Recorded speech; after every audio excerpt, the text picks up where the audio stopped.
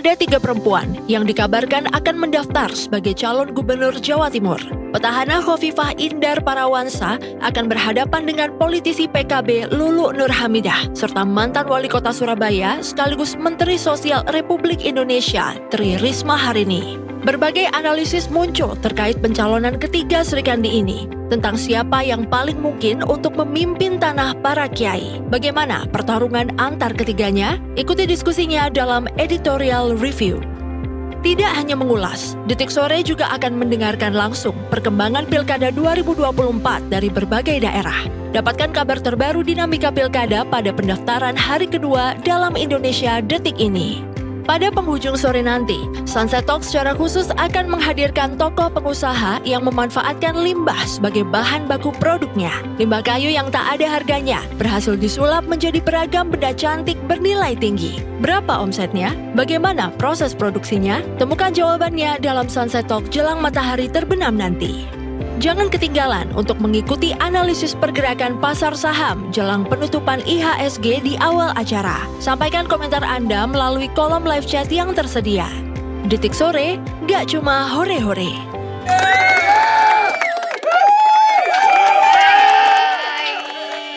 Selamat sore Detikers. Selamat sore semuanya. Selamat hari Kamis. Selamat bersenang-senang menuju akhir pekan. Akhir pekan. Iya bener dong, akhir pekan. Besok tuh udah masih hari Jumat, masih ada sehari lagi. Ya besok. Tapi biasanya kan dari kita udah selalu bilang, kalau udah hari Rabu tuh biasanya tengah-tengah udah menuju ke Jumat akan semakin semangat. Apalagi ini akhir bulan kan. Bukannya semangatnya kalau Rabu tuh udah downhill ya. Iya udah mulai melandai. Udah mulai melandai dia. Tapi gak apa-apa Detikers, meskipun ini hari Kamis, ya kita harus tetap semangat. Kita akan genjot semangatnya Detikers semuanya dengan berita-berita terupdate hari ini sampai jam 6 sore. Pastinya hanya di Detik Sore. Nggak cuma hore-hore. Yes. Kita biru-biru hari ini bagus ya. Apa ya? Kita harusnya pakai hijau kali ya hari ini, hijau-hijau kali. Kenapa hijau? Ya. Ada apa dengan hijau? Mungkin ini adalah salah satu bentuk solidaritas kita untuk para ojol gitu ya yang sekarang kan sedang demo. Iya benar. Karena hari kenapa? ini ada pakai ojol nggak? Nah itu gue mau cerita nih, kenapa gue bilang harus ada solidaritas lah paling enggak. Karena tadi pas gue berangkat seperti biasa kan, gue commute. Nah ke stasiun gue pakai ojek online. Begitu datang ojek online-nya ini nggak pakai jaket ojol. Oh iya, biar dia nggak kena sweeping ya. Biar dia nggak kena sweeping katanya. Terus dia bilang kan, iya mbak saya takutnya nanti kayak begini. Dia kasih lihat videonya, ternyata ada kejadiannya di Jakarta. Dia kasih lihat videonya kalau ada satu ojol yang nggak ikutan demo. Terus dia masih narik dengan menggunakan lengkap dengan atributnya. Ya lumayan agak ada kekerasan sih akhirnya. Jadi kayak kepalanya ditoyor gitu. Terus baju jaketnya dibuka paksa gitu. Jangan sampai ini terjadi gitu. Jangan sampai ya amit-amit ya mbak kalau misalnya saya nanti kena sweeping kalau saya pakai jaket itu penumpang tuh nggak apa-apa katanya gitu. Terus emang kenapa pak? Apa sih yang ingin disuarakan gitu. Jadi si Pak ojolnya ini bilang kalau ya mbak ada rencana untuk sambil nyender di pundak lo kan dia ngomong. Enggak sih. Curhat gitu. Gue yang nyender sama dia gini. Dia bilang ternyata memang ada mau kenaikan tarif pemotongan untuk driver sebesar 40%. Sekarang aja kena sekarang tuh 25. Potongannya aja udah tinggi banget. Iya udah 25%. Jadi kalau misalnya kita bayar, bahkan dia bilang mbak kalau mbak bayar sekarang 22.000 saya cuma terima 12.000 mbak, 10.000-nya untuk aplikasi katanya gitu. Iya banyak banget. Makanya ya mendengar itu kan jadi kayak oke teman-teman semangat di sana para pejuang ojol gitu kan ya. Karena kalau dibandingkan sama awal-awal berdirinya ojol gitu ya, penghasilan mereka tuh jauh banget dari pengakuan mereka gitu. Tapi memang itu juga yang harus disadari oleh para ojol ini sih, bahwa tidak bisa juga membandingkan dengan masa awal-awal mereka merintis gitu. Karena memang ya saingan namanya juga belum banyak itu gitu kan satu. ya. Terus kan juga ya ini namanya startup ya, memang namanya startup juga pada awal-awal akan membangun valuasi gimana caranya mereka tuh nilai transaksinya tinggi. Sehingga banyak kan bakar duit. Salah satunya lah. itu dengan mereka memberikan bonus banyak yang biar banyak gitu. yang datang ke mereka. Ya tapi kan mungkin nggak semua orang memahami itu kan ya. Yang mereka pahami dari awal tuh adalah wah bonusnya gede. akhirnya mereka beramai-ramai juga gitu untuk apply di aplikasi itu. Nah, yang mereka salah satu poin yang mereka perjuangkan gitu saat ini adalah status mereka supaya mungkin kasarnya tidak dianaktirikan lah ya sebagai karyawan atau sebagai pekerja yang ada statusnya jelas gitu. Kalau itu saya juga mendukung karena memang ya kita harus balance lah ya terhadap apa kewajibannya dan juga hak-hak yang mereka harusnya dapatkan. Betul. Sehingga mendukung juga apa-apa yang harusnya mereka dapatkan untuk disuarakan supaya bisa dapat tuh. Karena kan tentunya pasti ada usulan lah, tapi memang harus disampaikan secara secara demokratis gitu, secara aman damai juga gitu tanpa harusnya anarkis, ya, tanpa betul. ada anarkis. Meskipun tadi ngelihat di videonya itu emang sayang banget ya kan, itu malah itu sesama ojol kan jatuhnya, tapi kalau nggak ikutan lepas jaketnya terus dipaksa gitu, kasihan banget ngelihat abang ojolnya yang lagi bekerja gitu kan, mau mengantarkan paket, dia kebetulan kurir paket yang aku lihat itu jaketnya dipaksa dibuka terus ya gitulah. Gue punya usul kayak gini ke pemerintah, gitu. Kan mewakili masyarakat, bagian dari masyarakat kan. Bagaimana kalau perusahaan-perusahaan startup ini, khusus yang ride hailing, itu dikasih insentif gitu. Either apapun itu kayak misalnya pajaknya kah atau apakah, termasuk mungkin pajak restoran dipermurah sehingga mereka tidak banyak memotong dari situ, sehingga ya bonus-bonus atau mungkin ke hak-hak yang tadinya bisa didapatkan lebih banyak oleh para ojol ini bisa tetap segitu gitu, nggak berkurang. Benar. Karena memang mau nggak mau ojol ini bagian dari yang tidak terpisahkan sekarang dari kegiatan masyarakat. Itu banget. Esensial gitu. Sudah sangat bergantung gitu sama ojol ya, untuk nganterin makanan, nganterin paket, barang, macam-macam gitu. Bahkan ada ojol yang diminta buat memata-matai, tahu gak sih ada ceritanya di sosmed. Mata-matai pacar. Iya, maksudnya saking bener-bener kata lo tadi bergantung tuh bener banget gitu. Bahkan akhirnya ya, kalau gue baca-baca di sosmed curhatan orang-orang gitu mengenai ojol gitu ya.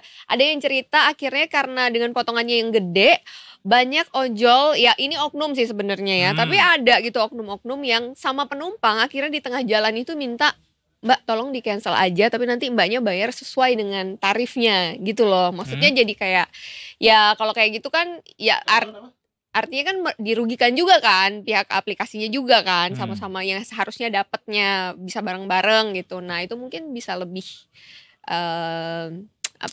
lebih adil lah gitu, ya, supaya tidak terjadi juga hal-hal yang kayak gitu. Customer juga pasti was-was juga loh, karena kan tidak terlacak nih. Tentu. Tidak terlacak, terus misalnya amit-amit gitu drivernya nakal atau gimana, ayo gimana kan mau minta tolong atau gimana juga susah gitu. Itu juga harus ada perbaikan sih memang. Bener. Untuk itu. Aduh, semoga hari ini demonya lancar-lancar ya. Ya, boleh. Karena kebetulan kita memang lagi ngomongin ojol dan memang ini sesuatu yang sedang terjadi cukup menyita perhatian di Jakarta hari ini. Kita langsung saja bergabung dengan rekan kita yang saat ini sudah berada di lokasi. Di manakah dia berada? Ada Wasti yang akan melaporkan dari lokasi. Selamat sore, Wasti. Belum. Selamat sore, Wasti. Belum. Wasti, selamat sore. Belum, masih teknis. Belum. Boleh nggak kita sekalian lihat foto-foto demonstrasi dari para teman-teman ojol yang sudah kita rangkum ini, Detikers. Wasti, halo, selamat sore. Selamat sore. Oke. Ya, bisa mendengar suara kita dengan jelas ya, Wasti?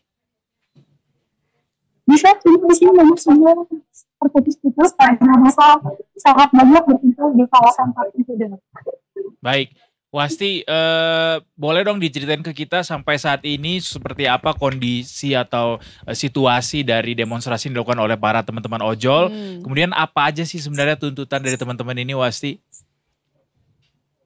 Ya, memang untuk kondisi sehari-hari ini di kawasan tidak, tapi sudah ditanggapi oleh pihak pengendara, yang mana pada sore hari ini masa yang terdiri dari ojek online dan para pengguna dari aplikasi pengantaran barang dan pengaturan itu sedang berkumpul menunggu hasil audiensi dari pihak negosiasi perwakilan dari ojek online yang sedang berangkat ke pada sore hari ini.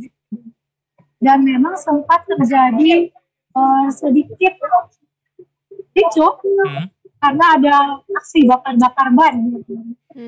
Dilakukan di sekitar kawasan patung kuda ini begitu. Ini bisa saya lakukan. Saya mau putar kamera dulu ya, lihat kondisi sekitar yang ada di depan saya. Oke.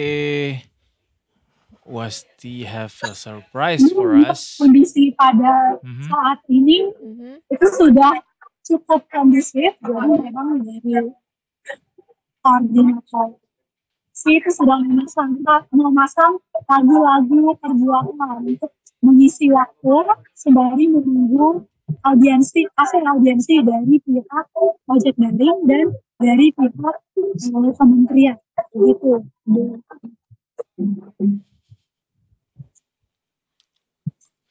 Oke. Gimana guys?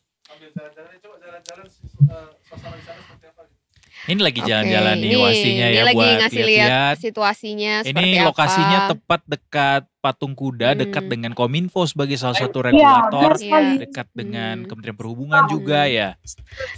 Titik demo ini di sini aja kah Wasti, ataukah ada di titik lain demonstrasinya? Ya, memang untuk titik aksi itu ada di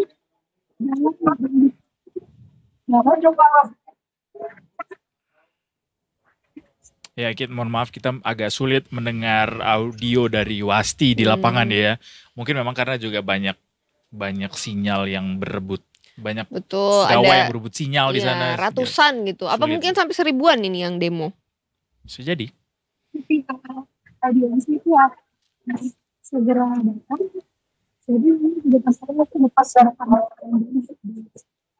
terjadi. Oke. Gimana? Suaranya hilang dan timbul nih Wasti suaranya. Iya, ini saya menjauh ini dari kerumunan massa. Jadi kalau kita lihat gambar yang dikirim oleh Wasti, saat ini situasi di dekat patung kuda memang masih sangat ramai dipadati oleh para teman-teman ojol. Ini menyampaikan usulan, banyak hal yang sebenarnya diberikan tuntutan disampaikan oleh para teman-teman ojol ya. Termasuk bagaimana tadi potongan-potongan yang semakin tinggi, kemudian juga status mereka yang minta dipastikan gitu untuk bisa lebih sejahtera lagi. Kemudian ini juga yang dikeluhkan salah satunya, masa ojol ini mengeluhkan operator tuh gampang nonaktifin akun. Jadi kalau misalnya ada aduan gitu, gampang banget di nonaktifin dan itu merugikan mereka. Mungkin harapannya ya ada proses yang lebih apa ya? Lebih adil gitu ya untuk bisa menentukan kebijakan penonaktifan akun itu. Wasti, anyway, kita agak sulit mendengar laporan yang disampaikan oleh Wasti karena mungkin audionya juga terkendala begitu ya. Tapi gambarnya sangat jelas kita lihat di sini. Kita juga dapat beberapa laporan dari teman-teman di lapangan sudah dapat ya bahwa ada yang order makanannya jadinya susah begitu ya. Iya benar. Jadinya terkendala ini, terus potongan-potongan ongkos driver ojol oleh aplikasi juga jadi tuntutan salah satunya.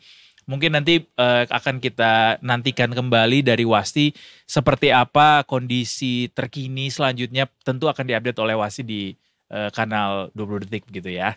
Yes.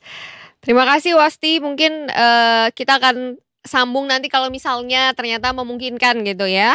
Baik, sehat-sehat, hati-hati di sana, stay safe ya. Dan salam buat para teman-teman ojol di sana. Salam satu aspal. Terima kasih. Oke. Nah ini ngomong-ngomong responnya, tadi kan adik kita sebenarnya mau menanyakan mengenai udah ada respon belum gitu kan dari Kemenhub atau dari mana gitu kan. Nah ini kalau kita lihat nih Detikers ya, ternyata emang udah ada respon dari Kemenhub nih, sudah buka suara terkait rencana unjuk rasa pengemudi ojek online ya pada hari ini gitu. Jadi memang ada beberapa tuntutan kan yang diajukan kan. Salah satunya adalah ini respon dari Direktur Jenderal Perhubungan Darat Irjen Pol Risyapudin Nursin ya. Pertama, pihaknya siap menampung aspirasi pengemudi ojol termasuk tuntutan untuk ingin diakui oleh undang-undang. Kedua, meminta aplikator untuk memperhatikan aspirasi para mitra pengemudi ojol dan juga memastikan layanan kepada masyarakat itu tetap berjalan maupun aksi demo berlangsung. Tapi kalau tadi dari yang Edo sampaikan, mungkin ada laporan dari teman-teman di lapangan yang mengatakan bahwa mau tidak mau ini pasti akan mempengaruhi sedikit banyak gitu ya dari traffic, baik yang mesen ojol ataupun yang mesen makanan gitu ya. Jadi ketiga, terkait dengan tuntutan tarif barang antar di semua aplikator, dia juga menegaskan formulasinya tidak diatur oleh Kementerian Perhubungan, tapi dalam peraturan Menteri Kominfo, katanya begitu.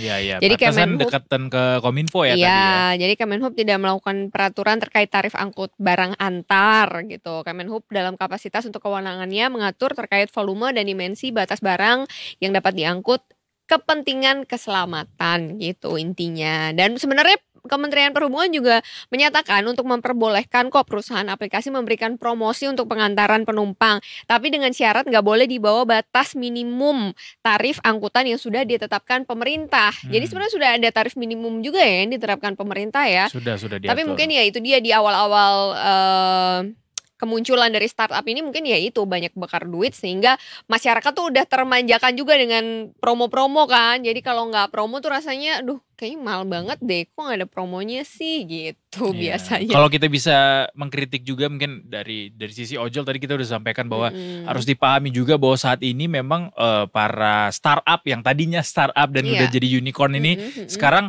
udah nggak bakar duit lagi gitu. Bener. Dan mereka udah mulai melakukan efisiensi termasuk dari operasional, sehingga mungkin keistimewaan yang dirasakan di awal-awal itu memang ya mau tidak terasa begitu istimewa lagi gitu sekarang. Tapi juga salah satunya yang harus kita kasih sorotan bagaimana aplikasi-aplikasi ini juga menambah jumlah driver, Mae, bahwa semakin banyaknya driver yang di-hire begitu akan semakin menambah persaingan dan para ojol ini sulit juga untuk mendapatkan penumpang pada akhirnya. Dan bahkan aplikasi ojol sendiri itu udah macam-macam banget sekarang ya. Kalau dulu kan waktu awal-awal didominasi oleh 2 gitu kan ya. Sekarang udah macam-macam. Bahkan sekelas Bluebird pun sekarang tuh udah sejak ada itu juga udah bisa dipesan online. Aku nggak tahu sebelum ada ojek online apakah semacam Bluebird gitu sudah bisa dipesan online? Sudah ada aplikasinya, sudah bisa dipesan online juga. Itu berbarengan sih sebenarnya mereka juga ngikutin. Jadi cuma kayak, ya pada akhirnya mereka berkolaborasi gitu karena ada aplikasi yang bisa pesan langsung kan bisa juga langsung pesan di tempat yang sama. Ini kalau ada himbauan juga nih warga di sekitar lokasi demo ojol gitu ya, dimanapun titiknya itu diminta untuk tidak melakukan pemesanan sampai pukul 17 gitu. Katanya informasi dari Ketua Umum Asosiasi Pengemudi Ojek Daring Garda Indonesia Igun Wicaksono, katanya jam 17 sampai 18 ya. Akan melakukan offbeat massal. Nah itu dia begitu. Jadi ya itu malah di jam-jam krusial banget ya.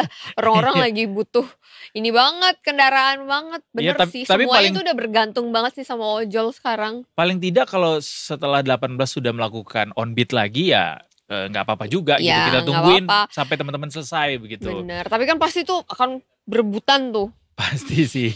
Yang tadinya good luck aja buat hari gitu ini teman-teman semuanya. Atau yang mungkin yang biasanya jam yang pulangnya tenggo gitu jam 5 langsung go gitu. Mungkin kalau misalnya supaya traffic lebih rendah dan bisa mendapatkan ojol dengan mudah, mungkin bisa nungguin sebentar gitu ya. Makan bakso dulu, makan sate dulu lah gitu. Cari cimol dulu. Ngumpul-ngumpul dulu lah sama teman-teman gitu kan sebentar sambil nungguin reda. Kupu-kupu banget gitu. Gak usah maksa-maksain banget gitu ya. Kerja pulang. Liburan kek gitu. Lah jadi liburan. Jauh ya liburan. Ya semoga demonstrasinya bisa berjalan dengan aman, tertib ya. Ini walaupun ada bakar-bakar ban, mudah-mudahan bisa tetap kondusif di sana situasinya. Semoga nggak ada yang tadi kata Maya ada laporan yang ditoyor begitu. Iya bener, dipaksa gitu buka jaketnya. Lah. Aduh. Iya. Jangan sampai ya ada kayak gitu, dan jangan sampai juga nih itu kan kalau di kepada driver ojolnya, jangan sampai ada driver ojol yang lagi narik. Iya kan, terus ada penumpangnya juga ikut terimbas gitu ya, jangan sampai juga kayak gitu ya. Semoga lancar-lancar, aman. Aspirasinya bisa disampaikan, bisa diterima juga dan bisa menghasilkan sesuatu yang benar-benar diharapkan. Tapi ada sudut pandang yang kalau menurutku ini lumayan menarik juga sih. Dari driver ojol yang tadi yang nganterin aku ke stasiun gitu. Karena aku tanya, minggu lalu kan sempat ada demo juga kan tentang revisi undang-undang tentang pilkada. revisi undang-undang pilkada. Terus aku bilang, kok momennya tepat banget ya Pak dari menjelang pilkada terus ada demo besar-besaran gitu. Nah menurut beliau ini ya mungkin ini adalah sudut pandang yang asal ceplos aja mungkin ya, tapi menurutku cukup menarik juga gitu karena Apa tuh? karena menurutku karena aku tanya kenapa deket-deket pilkada nih baru ini. Ya siapa tahu bisa mancing juga Mbak calon-calon yang mau menerima aspirasi kita terus dijadikan ininya mereka, senjata gitu ya. mereka.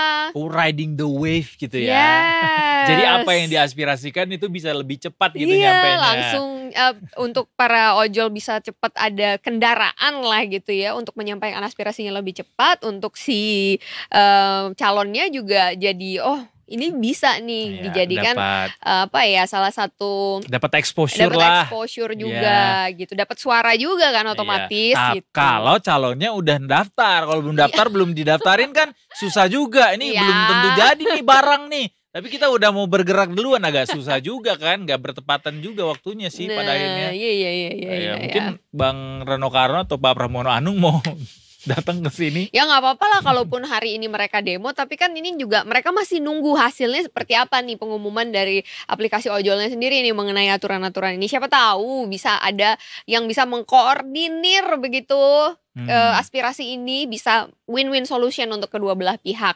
Ya kan memungkinkan gitu. Amin. Ya begitu. Bicara soal win-win solution, kita kasih tahu sekali lagi ya Detikers soal apa sih tuntutan atau keberatan-keberatan dari para teman-teman ojol ini. Informasi dari Detik Finance kita ambil dari Ketua Divisi Hukum Koalisi Ojol Nasional Muhammad Rahman Thohir. Katanya pihaknya merasa keberatan dengan beban tarif yang ditetapkan operator. Pihaknya berharap supaya pemerintah bisa turut andil dalam persoalan ini lewat Permen Kominfo nomor 1 tahun 2012 tentang formula tarif layanan pos komersial. Ada 6 poin tuntutannya katanya, tapi saya lupa katanya begitu. Tapi yang jelas pemerintah katanya dalam salah satu salah satu pasal dalam belait tersebut tidak ikut menetapkan tarif layanan pos komersial, artinya mengenai tarif diserahkan kepada pasar, kepada masing-masing perusahaan, sehingga mintanya ini diatur juga kayak gitu. Dan terkait tarif ini salah satu keluhan driver adalah tentang persaingan antar operator yang berimbas pada penetapan tarif itu sendiri. Menurutnya kondisi ini tidak sehat dan untuk besaran presentasinya sendiri, ojol dibebankan potongan tarif sebesar 30% untuk aplikator.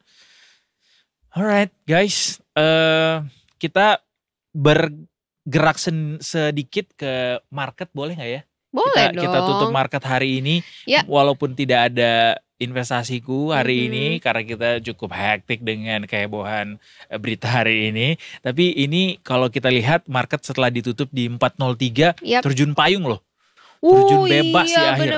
Bener. Ini juga sempat tinggi banget ya, ini di tertingginya di 7.715. Iya, sempat all time high lagi. Oh ini all time high lagi. Tapi kenapa? Sentimen apa nih kok tiba-tiba terjun bebas begini? Apa ya? Kita telepon apa Mbak Sheryl sekarang? Jangan, beliau lagi meeting. Lagi meeting ya. Tapi menurut gua analisis sotoy gua nih ya, Mae. Ini kan sempat dia di all time high 7715. Ini pasti orang-orang udah pada ngejual belanja, nih ketika udah pada untung nih. Makanya dia turun, walaupun turunnya sebenarnya tidak anjlok-anjlok banget sih, walaupun secara grafik bertahap memang dia landai signifikan gitu, tapi ya cuma 0,41% ke level 7627 gitu. Itu aja yang mau kita informasikan. Kita boleh break dulu, capek juga ngomong ya. Oke, kalau gitu bolehlah kita istirahat dulu Detikers, kita tarik nafas dulu ya sampai kita akan masuk ke segmen berikutnya. Sebenarnya segmen berikutnya ini kita masih membahas pilkada karena kan ini adalah hari terakhir pendaftaran. Iya, dan masih banyak loh yang belum daftar katanya. Benar, dan untuk para cakada siapa tahu hari ini kan dibukanya juga sampai jam 12 malam. Betul. Which means masih terbuka lebar kejutan-kejutan apa nih yang kira-kira bakal terjadi. Soalnya masih ada nama katanya Pak Anies mau maju di daerah lain. Jawa Barat katanya. Katanya Sandiaga Uno juga mau maju. Serius? Iya. Ya Allah, Pak Ahok enggak ya? Nggak tahu, belum tahu. Siapa tahu tiba-tiba ini. Iya, katanya Bu Risma juga kan nanti mau mendaftar di Jawa Timur. Terus dari Hmm. PKB di Jawa Timur juga mau ada katanya. Nanti kita tanya-tanya deh sama Teman-teman dari kita di daerah. kita di daerah ya, ada ya nanti ya. Betul. Sesaat lagi Detikers jangan kemana-mana. Tetap bersama kami di Detik Sore. Gak cuma. Ore, ore.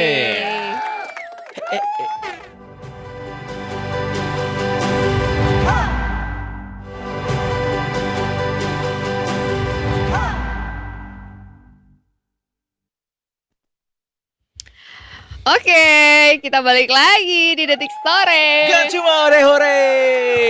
Sudah jam 5 nih Detikers. Yes, dan Belum kalau jam dong. 5 artinya belum. Baru Belum jam dong. 16.13. Baru jam Orang market aja baru Way tutup ya. to go.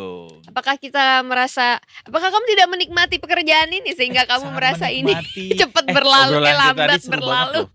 Bagaimana seseorang harus bisa embrace akan naturalisasi. Gini kalau menurut gue ya, Ah. kan kita lagi membahas nih Detikers ya, gimana kenapa orang-orang tuh ada yang merasa, gue merasa gue harus melakukan oplas, karena kan sekarang kayak oplas itu ya you know lah ya, sekarang kayak semua orang cewek-cewek terutama kalau mereka ngerasa oke, over 30 atau mungkin ya over 40 lah ya, after 40 mereka tuh merasa harus do something dengan kulit mereka gitu. Karena dipermudah juga kan aksesnya sekarang. Pertama makanya gue bilang kenapa tidak memanfaatkan teknologi, karena teknologi itu bisa membantu, amat sangat membantu. Jangan meremehkan perasaan enak yang kita rasakan ketika kita merasa oke, aku ngerasa insecure dengan sesuatu di diriku. Ternyata ada teknologi yang bisa membuat perasaan insecure itu hilang dan bikin ngerasa mental gue jadi lebih baik. Do it girls, menurut gue. You have money, you have privilege to do it, then do it gitu. Menurut gue nggak apa-apa. Kalau ada orang-orang yang mempertanyakan kenapa sih nggak embrace aja when you aging, when you grow old, and that's okay juga. Banyak kok orang-orang yang bisa kita contoh, mereka menua dengan cantik, aging gracefully, right? Ya. Banyak yang kayak gitu dan banyak ada pro dan kontra juga. Tapi kalau something yang lo lakuin bisa membuat lo secara mental lebih baik, secara perasaan lebih baik, Then just do it. and you have money for that, just do it. Menurut gue gitu loh. Kenapa kita juga bahas soal kecantikan ini? Karena kita akan bahas yang cantik-cantik juga di Jawa Timur. Of course. Ada 3 orang Sri Kandi loh yang memperebutkan singgasana untuk bisa memimpin Provinsi Jawa Timur. Tapi 2 belum daftar ya, baru 1. 2 belum daftar. Belum. Masih 1 yaitu yang paling banyak koalisinya. Bener, baru ada Bu Khofifah dan Emil Dardak nih yang sudah daftar kemarin. Mereka daftar di hari pertama ya kalau nggak salah ya. Apa hari kedua ya mereka daftar ya? Kita tanya ke teman kita yang satu ini aja kali ya. Biar Mas jelas Denza. informasinya ke Mas Denza dari Detik Jatim yang kembali lagi ke Detik Sore nih. Selamat sore Mas Denza. Oh Mai, gimana kabar nih? Baik. Alhamdulillah baik Mas Iya Edo Denza. gak ditanya kabarnya, main doang ingin Enggak, ditanya. itu tadi suaranya ke mute gitu ya kan Udah, Mas udah Denza. tadi. Mas Denza, tadi dengar nggak kita sedikit Aku tadi lupa-lupa inget sih sebenarnya Bu Khofifah dan Mas Emil Dardak itu daftarnya di hari pertama atau kedua ya? Mereka daftar tepatnya kemarin. Kemarin di hari Hari kedua, kedua berarti. ya. Iya. Oke, di jadi hari kedua. mm-mm. Jadi memang proses pendaftarannya pun juga diiringi dengan budaya lokal, parade budaya lokal yang memang menarik ya, termasuk ada simbol yang kemudian ditampilkan oleh Khofifah dan Emil itu kereta kencana khas Madura namanya Uldaul gitu. Mereka naik di kereta itu kemudian. Nah ini ya. Gitu, Mai. Ya, betul. Jadi kalau menurut pengamat memang ada simbol tertentu dari kenapa Uldaul yang dipilih begitu. Karena memang Khofifah dan Emil sendiri selama 1 periode menjabat itu juga mereka cukup ingin supaya kepemimpinan mereka itu dirasakan secara komprehensif oleh masyarakat Jawa Timur. Karena memang Jawa Timur itu bukan cuma yang ada di Pulau Jawa, tapi juga ada di Pulau Madura begitu kan. Jadi yang kali ini kemungkinan yang ingin ditunjukkan oleh Khofifah Emil adalah di periode kedua ini mereka akan tetap memperhatikan masyarakat Madura begitu. Karena memang kan terpisah laut begitu ya. Iya. Oke, itu untuk Bu Khofifah dan juga Mas Emil gitu. Kalau untuk 2 lagi, Betul. gimana nih Mas Denza? Ada Ibu Luluk Nurhamidah dan Bu Tri Risma hari ini. Seperti Ya, apa? Akan daftar kapan nih kita rencananya nih, Mas? ya karena memang dari KPU sendiri kan memang memberikan batas waktu itu hari ini terakhir ya. Sampai Jadi tengah malam memang ya. mereka akan sampai tengah malam. Kalau kemarin itu dibuka mungkin nggak sampai tengah malam, tapi hari ini dibuka sampai tengah malam. Tapi keduanya sudah memastikan sebenarnya rencana untuk pendaftaran di KPU. Kalau dari PKB sendiri, Bu Lulu Nur Hamidah itu sendiri dengan dari pasangannya juga itu akan mendaftar nanti sekitar jam 6 sore. Sementara dari PDIP yang mengusung Bu Risma dengan Gus Hans itu akan direncanakan sesuai yang sudah disampaikan oleh ketua sekretaris dari DPD PDIP Jatim itu jam 8 malam nanti. Jadi dua-duanya sama-sama akan bawa masa nih untuk pendaftaran ke KPU nanti. Kalau peta persaingannya sendiri gimana Mas antara 3 Srikandi ini? Kalau sejauh ini memang dari sejak awal sebenarnya kan berbagai survei sudah menyebutkan ya bahwa Khofifah itu memang calon petahana yang di atas angin gitu ya. Jadi seolah-olah memang sampai di detik akhir pendaftaran itu pun seperti tidak ada lawan begitu. Tapi begitu ada kemunculan Risma yang kemudian diusung, kemudian mendadak diusung oleh PDIP ini, dipastikan bahwa Risma akan maju. Ini akan menjadi lebih menarik akhirnya peta politik di Jawa Timur. Dan Pilgub ini juga semakin menarik ketika PKB juga memastikan mengusung calon sendiri. Padahal sebelumnya PKB dan PDIP ini kan memang digadang-gadang akan bersatu menjadi kekuatan tersendiri untuk mengusung satu pasangan calon begitu kan. Tapi ternyata diwujudkan ada 3 pasangan calon dan 3-3-nya Srikandi. Ini yang menarik di Jawa Timur. Ya, dengan perubahan revisi undang-undang pilkada kemarin kan akhirnya memungkinkan ada partai lain yang mengusung sendiri dan Bu Risma maju, kemudian ada Bu Luluk juga untuk dua Goliat ini karena memang mereka koalisinya kecil gitu. Seperti apa potensi bisa menghadang laju dari Bu Khofifah sendiri, Mas Denza? Iya.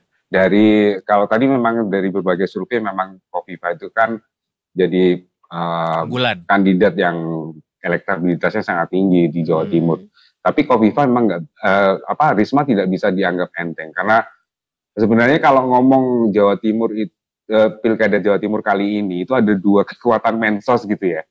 Bu Risma sebagai mensos, kemudian Khofifah sendiri dulu pernah menjadi mensos di periode sebelum ini. Nah, ini nggak bisa dibilang terus kemudian ketika jadi mensos jabatannya dimanfaatkan untuk momen pilkada enggak, tapi bisa dikatakan bahwa popularitas mereka sebagai seorang pejabat publik akhirnya membantu elektabilitas mereka ketika maju di Pilgub Jawa Timur gitu kan. 2 ini yang akan mungkin sangat sengit bertarung di Pilgub Jawa Timur kali ini. Nah, yang menjadi warna tersendiri adalah ketika PKB juga memunculkan satu pasangan calon yang cagupnya atau calon gubernurnya adalah juga perempuan, dan itu adalah kader PKB sendiri yang juga orang Jawa Timur, dan menurut dari PKB sendiri ini nggak bisa diremehkan karena mereka punya pengalaman sebagai seorang legislator, punya pengalaman menyusun berbagai peraturan, dan ada banyak masalah di Jawa Timur yang menurut PKB perlu dibereskan dengan peraturan-peraturan begitu. Oke. Nah, Mas Denza, yang menarik juga nih kalau kita berbicara dari calon wakil gubernurnya nih ya. Kalau Cawagup ada nama Gus Hans dari Golkar nih yang katanya akan mendampingi Bu Risma gitu. Nah, menariknya bahwa Golkar kan sebenarnya udah masuk di Kimples gitu ya kalau dari level provinsi gitu ya. Nah, ini kenapa akhirnya memilih untuk all out gitu ya, all out untuk mendukung Ibu Risma begitu? Sebenarnya yang terjadi sebaliknya ya, jadi Gus Hans sendiri ini memang kader Golkar gitu, dan ketika Gus Hans kemudian dalam tanda kutip ini diculik belot gitu. Diculik. Golkar akhirnya memilih mendampingi. Bu Khofifah gitu ya, all out ke Bu Khofifahnya ya. Jadi per hari ini juga sudah ditegaskan oleh Ketua DPD Golkar Jawa Timur, Muji, bahwa Golkar tetap pada pendirian awalnya kan tetap menangkan Khofifah Emil sebagai pasangan calon yang didukung sesuai dengan komitmen di awal ketika mereka menyerahkan rekomendasi secara resmi kepada keduanya.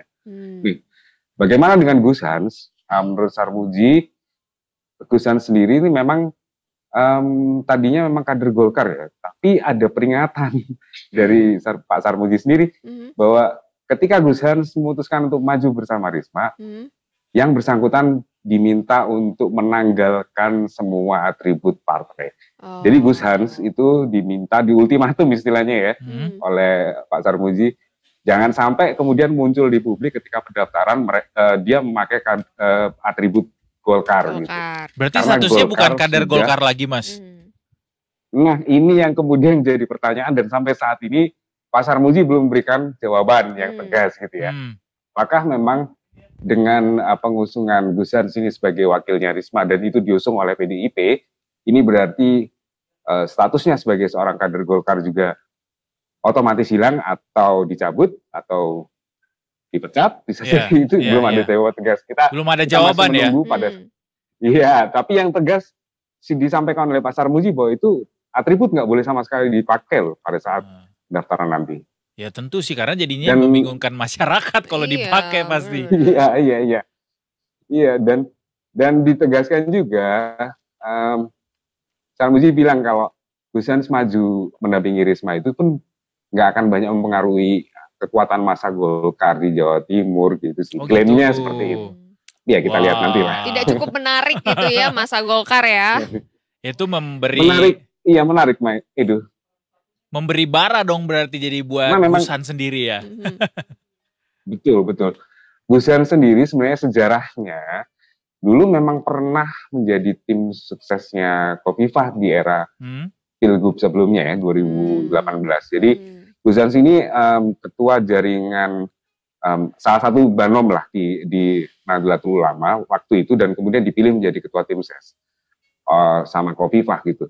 Nah pada saat itu dengan kepemimpinan Gus Hans sebagai tim ses itu Khofifah berhasil menangkan pertarungan kan di Pilgub Jatim 2018. Nah ini bisa jadi kekuatan Gus Hans ada di sini karena dia memahami betul bagaimana strategi politik yang digunakan oleh Khofifah, kemudian kekuatan massa Khofifah ada di mana. Bisa jadi dengan adanya Gus Hans di pihak PDIP menjadi punya kekuatan khusus untuk ya benar-benar membaca peta kekuatannya Khofifah dan kemudian masuk secara perlahan ke sana. Tapi kalau dilihat kasusnya kan mirip-mirip dengan kasus yang sama dialami oleh Mas Gibran gitu ketika masih kader PDIP kemudian cabut gitu menjadi wakil dari partai lain selain yang diusung oleh PDIP sehingga otomatis disebutkan bahwa Mas Gibran tuh sudah melepas KTA-nya begitu. Tapi kalau ini belum terjawab ya. Belum terjawab. Hanya pesan ultimatum tadi yang memang disampaikan oleh Sarmuji bahwa seluruh atribut harus ditanggalkan ketika Gus Hans mendaftar. Tapi yang jelas sikap Golkar sendiri kan sudah jelas. Golkar tidak akan mendukung Gus Hans. Karena yang didukung all out di Pilgub Jawa Timur adalah Khofifah Emil. Ya, oke. Nah, ya, itu dua pasangan. Nah, satu pasangan lagi yang dari PKB ini kan mengingat Jawa Timur ini adalah bisa dikatakan basisnya PKB ya, Mas ya. Ini bisa menjadi nilai plus nggak nih? Masih bisa dikatakan basisnya PKB kah gitu? Ataukah ini bisa dikatakan sebagai nilai plus bagi PKB yang mengusung nama calonnya sendiri? Ya, Bu Nur Sana dan juga Lukmanul Hakim ini sebenarnya kan memang kalau ngomong sosoknya dulu ya, jadi sosok pasangan calon ini sebenarnya memang bagi masyarakat Jawa Timur sendiri belum terlalu familiar. Meskipun mereka adalah anggota DPR RI gitu dan memiliki peran penting di sana. Tapi sebagai sosok yang atau kandidat seorang pemimpin di Jawa Timur, keduanya memang bisa dikatakan masih asing gitu ya. Jadi ada jadi analisis dari salah satu pengamat politik dari Universitas Trunojoyo Madura itu bilang kemarin, ini PKB ini seolah-olah memang mengusung paslon ini hanya untuk memecah suara begitu. Nah, tapi nggak bisa dianggap remeh juga karena PKB adalah adalah pemenang Pileg 2024 gitu ya di sini dengan perolehan suara yang besar begitu. Masalahnya yang jadi perebutan di Jawa Timur itu sebenarnya adalah masa Nahdlin atau mereka yang memang menjadi kader dari Nahdlatul Ulama, dan di Jawa Timur itu jumlahnya sangat besar. Sementara di kubunya Khofifah sendiri atau di parpol yang mengusung Khofifah ini punya pengaruh yang sangat besar di Jawa Timur karena dia adalah ketua Muslimat NU sampai saat ini. Muslimat NU di Jawa Timur sendiri punya pengaruh yang sangat besar karena biasanya gini, logikanya itu kalau biasanya dipakai itu para bapak itu akan memilih calon tertentu karena dipengaruhi oleh ibu atau istrinya gitu ya. Jadi ini jadi akan menarik gitu ya. Jadi ada kekuatan yang diadu di situ ketika Gus Hans kemudian diusung oleh PDIP, sementara PKB yang juga memiliki massa yang cukup banyak di Nahdlatul Ulama mengusung Sanah dan juga tim gitu ya. Kemudian ada Khofifah di situ yang dengan kekuatan massa muslimatnya. Nah ini pertarungannya jadi akan sangat menarik gitu di Pilgub Jawa Timur. Nggak kalah dengan Pilkada Jakarta ya, yang juga memunculkan nama baru gitu. Tapi ngelihat peta persaingannya Mas Densa, ini kan Kimples seolah-olah tidak seteguh itu gitu dengan Kimplesnya di Provinsi Jawa Timur, karena Golkar sendiri ternyata terpecah dengan bergabungnya Gus Hans ke Bu Risma, kemudian PKB juga beda sendiri gitu. Gimana melihat ini keteguhan Kimples di Jawa Timur sendiri, Mas Denza? Ya, kalau Kimples sendiri pada akhirnya karena PKB tidak jadi satu untuk mengusung Khofifah ya. Ini kita belum tahu penjelasan dari PKB seperti apa, tapi kemungkinan yang sangat mempengaruhi adalah sama keputusan dari MK itu ketika parpol bisa mengusung dengan mudahnya di Pilgub Jawa Timur dengan adanya parliamentary threshold yang kemudian dihilangkan, dan itu jadi momen yang memang oh ya ini aku bisa mengusung sendiri bagi PKB dan juga PDIP. Nah di Surabaya sendiri sebenarnya Kimples malah terlihat sangat kokoh ya, mereka bergabung bahkan plus-plus ini. PDIP juga turut mengusung Eri Cahyadi Armuji gitu. Sampai akhirnya muncul ada kemungkinan besar bahwa Eri Armuji di Pilwali Surabaya itu akan melawan kota kosong atau gubuk kosong. Oh gitu. Udah mendaftar beliau? Ya. Sudah kemarin bersamaan dengan Khofifah. Oh sudah ya. Eri Cahyadi dengan Armuji itu mendaftarnya barengan. Pagi. Oke. Dan baru satu ya untuk Pilwakot di hari yang sama Eri Cahyadi. Ya betul, karena yang muncul baru pasangan Eri Cahyadi Armuji aja yang sampai saat ini memang sudah mendaftar, dan memang belum ada wacana yang akan ada parpol yang mengusung karena untuk persyaratan yang sesuai dengan keputusan MK kemarin di Pilwali agak lebih sulit ya. Karena persyaratannya ada 20% perolehan yang mewajibkan parpol untuk bisa mengusung paslon sendiri. Tapi ketika ada potensi melawan kota kosong, potensi menangnya juga gimana Mas? Melawan kota kosong ini?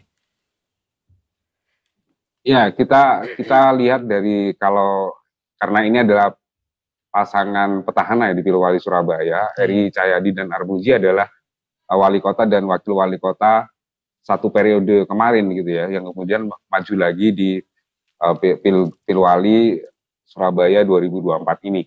Nah, apa yang menjadi analisis dari teman-teman pengamat politik itu juga mereka memperkirakan bahwa bumbung kosong atau kota kosong tidak akan bisa menang melawan paslon ini, karena selain mereka ini didukung oleh seluruh kekuatan partai politik parlemen pemilik kursi di DPRD, selain itu juga banyak yang sudah mengakui bahwa prestasi atau capaian-capaian dari Nah, Eri dan Armuji ini memang cukup baik di Surabaya. Baik, jadi kita masih menanti ya untuk balik lagi ke Jawa Timur. Kita masih menanti nanti malam kabarnya Bu Risma dan juga Gus Hans untuk mendaftar ke KPUD Jawa Timur.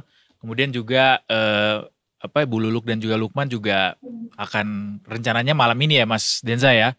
Berarti Mas Denza lembur nih malam ini. Lembur untuk melaporkan kepada kita besok. Ya, karena memang ini dengan peta seperti ini itu berat ya, karena kontestasi pilkada setiap 5 tahun sekali ini kan memang sangat membutuhkan partisipasi masyarakat yang sangat besar. Artinya ya sebisa mungkin lah masyarakat itu tidak sampai kemudian golput gitu kan. Jadi dengan adanya komposisi 3 Sri Kandi yang meramaikan Pilgub Jawa Timur ini, masyarakat akan pasti mencari tahu tuh ya. Jadi mereka lebih penasaran ini siapa sih yang diusung PKB gitu kan. Semoga seperti itu, karena dengan suasana seperti itu masyarakat akan menjadi lebih proaktif ya. Dan ketika di hari hanya pemilihan pencoblosan itu kemudian mereka datang ramai-ramai ke TPS untuk menyalurkan hak suara. Jadi tidak serta-merta jumlah parpol yang mendukung itu akan menjadi keunggulan yang mutlak begitu Mas Denza ya? Ya, kalau untuk kekuatan parpol memang di Khofifah sendiri memang sangat gemuk ya. Hampir semua partai politik pemilik kursi mendukung Khofifah kecuali PKB dan PDIP. Nah, itu juga memang dari masa atau konstituennya parpol menentukan juga, tapi sosok atau kandidat bisa jadi ya kembali apa yang kita prediksi selama ini bisa jadi ya. Karena di sana ada Risma yang juga tidak bisa dianggap enteng. Risma sendiri punya, selain sebagai mensos, dia juga pernah punya banyak prestasi sebagai wali kota Surabaya, sebagai pemimpin di ibu kota Jawa Timur gitu, yang memang pada era ketika dia memimpin banyak pembangunan yang memang harus diakui berhasil gitu. Tapi Khofifah sendiri juga sangat masih teringat oleh masyarakat bahwa selama 1 periode kemarin juga banyak visi misi yang ketika dia sampaikan di 2018 pencalonan itu diwujudkan selama 1 periode itu bersama Emil Dardak. Mas Densa nanya sedikit dong, apa sih yang paling disoroti dari Provinsi Jawa Timur saat ini untuk bisa dijadikan PR bagi para calon kepala daerah ini? Ya, Provinsi Jawa Timur ini kalau ngomong soal kesehatan di masyarakat itu Pemprov Jatim di era kepemimpinan Khofifah sudah mengklaim bahwa stunting misalnya itu sudah mulai menurun, kemudian kemiskinan juga itu yang tadinya misalnya kalau tolak ukurnya adalah desa tertinggal, diklaim di eranya Khofifah kemarin itu seluruh desa tertinggal sudah tidak ada. Artinya Jawa Timur sudah tidak memiliki desa yang tertinggal gitu. Yang ada desa yang berkembang begitu kan. Nah, ini yang tolak ukur yang memang jadi parameter keberhasilan. Tapi memang ada beberapa hal mungkin di dalam hal pariwisata yang perlu ditingkatkan, atau kemudian dalam hal kesejahteraan masyarakat, penyediaan lapangan kerja dan lain-lain, itu yang memang menjadi PR bersama bagi siapapun yang akan memimpin nanti. Iya. Mungkin desa-desa wisata yang ada di Surabaya gitu ya Mas ya, bisa dibuat lebih menarik lagi. Oh iya. Banyuwangi juga. Banyuwangi juga. Surabaya kan banyak tuh desa-desa wisata. Timur banyak banget. Bukan desa wisata sih, justru site ya kan. Kalau di Surabaya tuh ada rumah kosnya Bung Karno dulu. Betul gitu betul di Surabaya. Soalnya tempat-tempat yang mungkin bisa dijadikan daya tarik wisata gitu untuk menjadi pemasukan bagi kota begitu. Termasuk membuat Jawa Timur lebih ramah lingkungan ya. Gimana Mas? Ya betul. Sama Edo udah pernah main-main atau wisata di Jawa Timur belum? Wah udah banyak, kita udah keliling Mas. Sebutin. Malang udah, Batu udah, Surabaya udah, Banyuwangi Aku udah. malah belum Banyuwangi. Pacitan udah. Ya Allah, Kenjeran banget. Kenjeran di mana? Surabaya. Kenjeran di kota Surabaya. Itu loh yang Surabaya, ada pantai. Yang ada kupang itu ya Mas ya, makanannya ya. Kupang. Iya. Betul. Lontong kupang itu loh di Kenjeran banyak lontong kupang itu. Ya Sudah lontong banyak sekali Kupang desa wisata di Jawa Timur. sama Iya, kepala iya. Iya mayung. betul. Iya. Sama ke Doli Mayung, yang kepala baru mayung, juga. kepala mayung. Oh ada kayaknya. Ada pernah. Saya malah nggak kok. pernah makan tuh di Pernah situ. makan. Oh nggak pernah ya? Ya gimana di Surabaya? Jangan-jangan mainnya di Sunan Ampel doang nih ya. Jajan di Masjid Sunan Ampel. Oke deh Mas Di Denza. sana ya. Terima kasih banyak ngobrol-ngobrolnya. Nanti kita nantikan ya laporan-laporan ini untuk update-nya hari ini sampai malam nanti kabarnya akan melakukan pendaftaran tuh 2 para calon kepala daerah lainnya akan mendaftar. Oke. Terima kasih Mas Terima Denza. kasih Mas Terima kasih, Denza. Salam buat Oke, teman-teman Dok. Detik Jatim lainnya. Jangan Terima lupa kasih. ngopi Jangan supaya lupa tetap ngopi. semangat Kayak sampai kita. tengah Oke. malam. Bye bye. Aduh, seru banget sih sebenarnya ya. Pilkada ini di semua daerah itu ramai gitu kayaknya. Masyarakatnya apa ya, benar-benar peduli gitu. Oh, ini ada hal-hal yang memang harus dibenahi gitu. Iya. Semakin bertambahnya komposisi penduduk Indonesia yang generasi milenial, usia-usia produktif, semakin bertambah tuh wawasan masyarakat akan politik begitu. Jadi nggak serta-merta apa yang disajikan oleh para elit ini kemudian bisa langsung dicerna seperti itu gitu. Benar, cerah bulat-bulat. Iya, demografi masyarakat Indonesia semakin beragam, kita juga semakin banyak gitu mendapatkan informasi, plus teknologi juga yang sudah sangat mendukung kita untuk mendapatkan atau mengakses informasi dengan mudah ya kan. Betul sekali. Salah satunya lewat Detikcom Detik gitu sore. kan. Detik sore bisa ditonton. Bahkan setiap menit itu kayaknya selalu ada artikel baru yang mengupdate segala informasi yang terjadi hari ini. Mai sampai capek baca berita pilkada. Sampai puyeng palaku baca berita pilkada. Tapi nggak apa-apa, itu semua kita lalui demi Detikers biar literasinya makin nambah. Ya kan? Iya dong. Tapi kita juga nggak lupa untuk break dong. Ada break? Ada kopi. Sesaat lagi kita akan kembali dengan berita informatif dan menarik lainnya tentunya Detikers. Jangan kemana-mana, tetap di Detik Sore. Gak cuma Ore.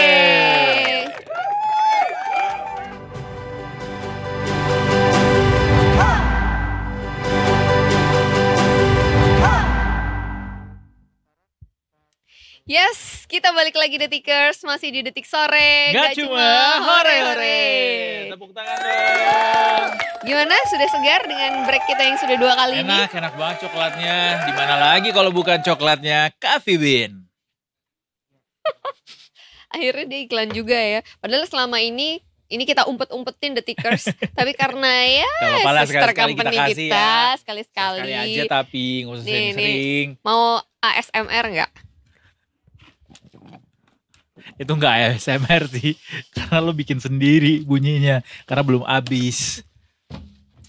Mau ASMR ini nggak? Suara-suara keributan. Itu suara apa? Itu suara apa itu?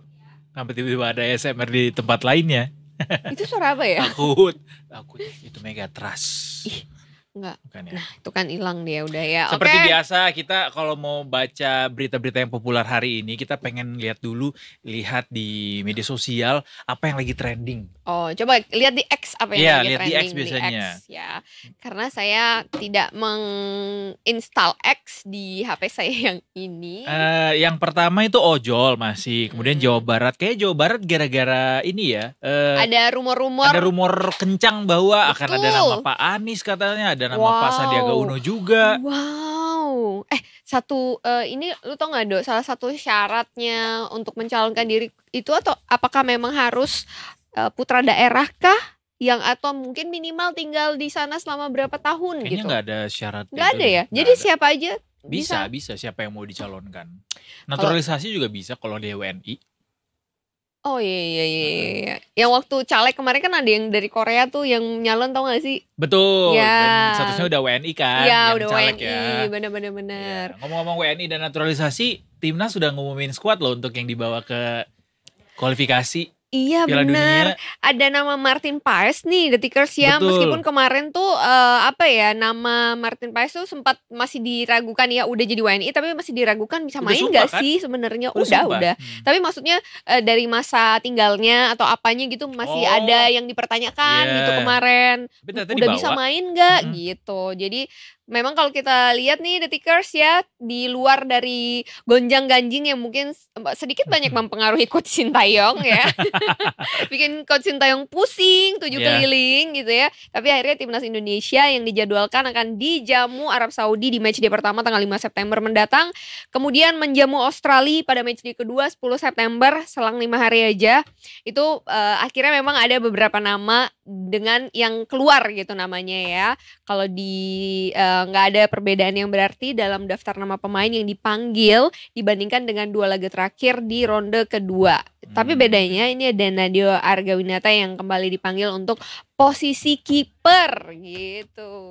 Kenapa emangnya beliau sebelumnya nggak dipanggil ya? Kemarin kan enggak, yang enggak sebelumnya ya? enggak.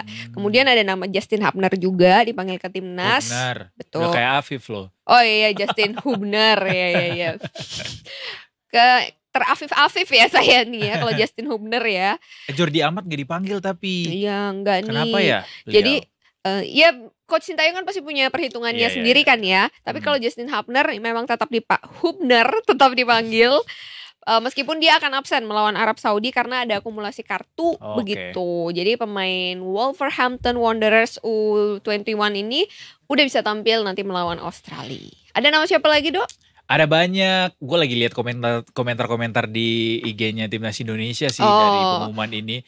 Tapi nama-namanya memang nama-nama yang baru ada dan nama-nama populer ada ya. Tapi salah satunya itu si Martin Paes salah satunya, tapi Jordi Amat itu tidak dipanggil ya. Betul. Boleh kita baca sedikit gak dari komentar-komentar? Biasanya kan seru-seru nih dari komentar para fans Timnas. Doni sekian bilangnya gini, sekarang nungguin timnas calling berasa nungguin line up konser nggak sih gitu. Kayak nggak sih excited banget gitu ngelihat line upnya. Ya karena kan memang ada nama-nama baru nih. Salah satu Paes itu kan debut nih ceritanya. Euforia gara-gara banyak nama-nama baru tadi ya. Betul, euforianya. Paes pengen lihat debut pertamanya. Terus kayak gini juga, sengaja susunannya kayak gini karena Tom Haye belum ada klub. Terus, banyak lagi yang tidak layak tayang komentarnya. Optimis Arhan menyala di Arab besok katanya gitu. Assalamualaikum Piala Dunia, let's go King Indo. Ini yang apalagi kemarin kita baru menang atas Argentina tuh benar-benar ya U20 sih. Tapi ini kan kayak sebuah dorongan semangat yang luar biasa gitu ya. Kasih sentimen pasti itu buat kita. Sukses buat laga perdananya kapan Mae? Ini 5 nanti tanggal 5 September. Tanggal 5 September. Matchday pertama kita akan ke Saudi, di matchday kedua kita akan menjamu Australia. Betul sekali itu dia. Masih ada tiket gak ya buat yang jamu Australia? Mau yang ke Australia mau? Yang ke Australia. Yang di GBK lawan Australia. Mau dong kalau ada. Ntar ya. Ini undangan terbuka buat teman-teman yang holding tiket. Boleh ya? Edo mau beli dengan harga 3 kali lipat guys. Datang tuh semua calo-calo. Wow, oke. Selanjutnya masih dari ojol nih Detikers. Gue pikir masih dari olahraga. Boleh nggak olahraga dulu biar nggak melenceng banget? Oke, boleh. Kita ke Paralimpiade ya. Iya. Paralimpiade Paris 2024 yang sudah dibuka. Ini Lely dan Fadli Jaidi. Iya. Fadli jadi pembawa bendera Indonesia di pembukaan Paralimpiade di Paris 2024. Di mana nama tempatnya? Di Place de la Concorde. Semoga tidak salah ya. Iya, oke. Concorde. Kan ada ininya, ho-nya. Oh iya, Kamis dini hari ya. Concorde.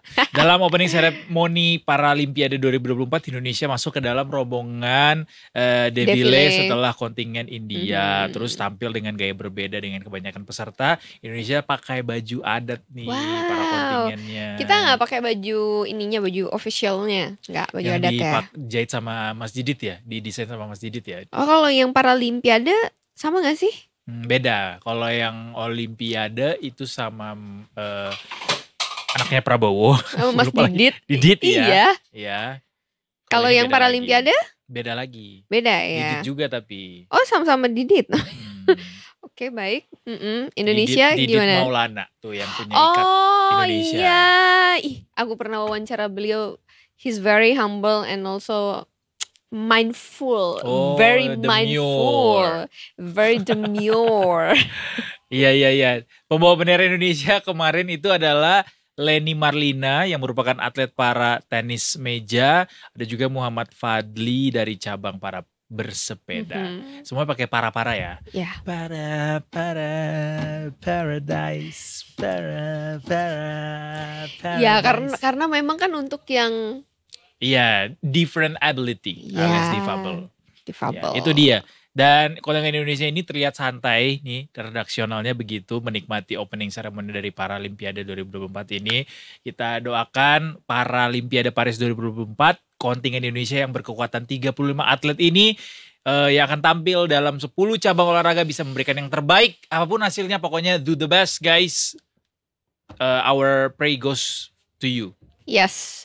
Tapi untungnya juga ini dari opening ceremony-nya nggak ada sentimen-sentimen negatif ya, nggak ada. Kayaknya belajar Parisnya. Aduh, kalau sampai kayak kemarin kan, ya sedikit banyak, nggak sedikit banyak ya banyak ya pengaruhnya gitu ya, menyentil kemana-mana gitu akhirnya. Tapi semoga para atlet dari Paralimpiade Indonesia yang dari Indonesia bisa memberikan yang terbaik ya. Amin. Kita kawal sampai 9 September nanti. Yes. Boleh kita ke berita selanjutnya? Boleh, yang perojolan seperti apa update-nya? Adakah kita kasih update-nya? Update ya, tapi update-nya bukan yang dari situ. Dari mana nih? Saya mau lihat update-nya dari email redaksi. Boleh nggak?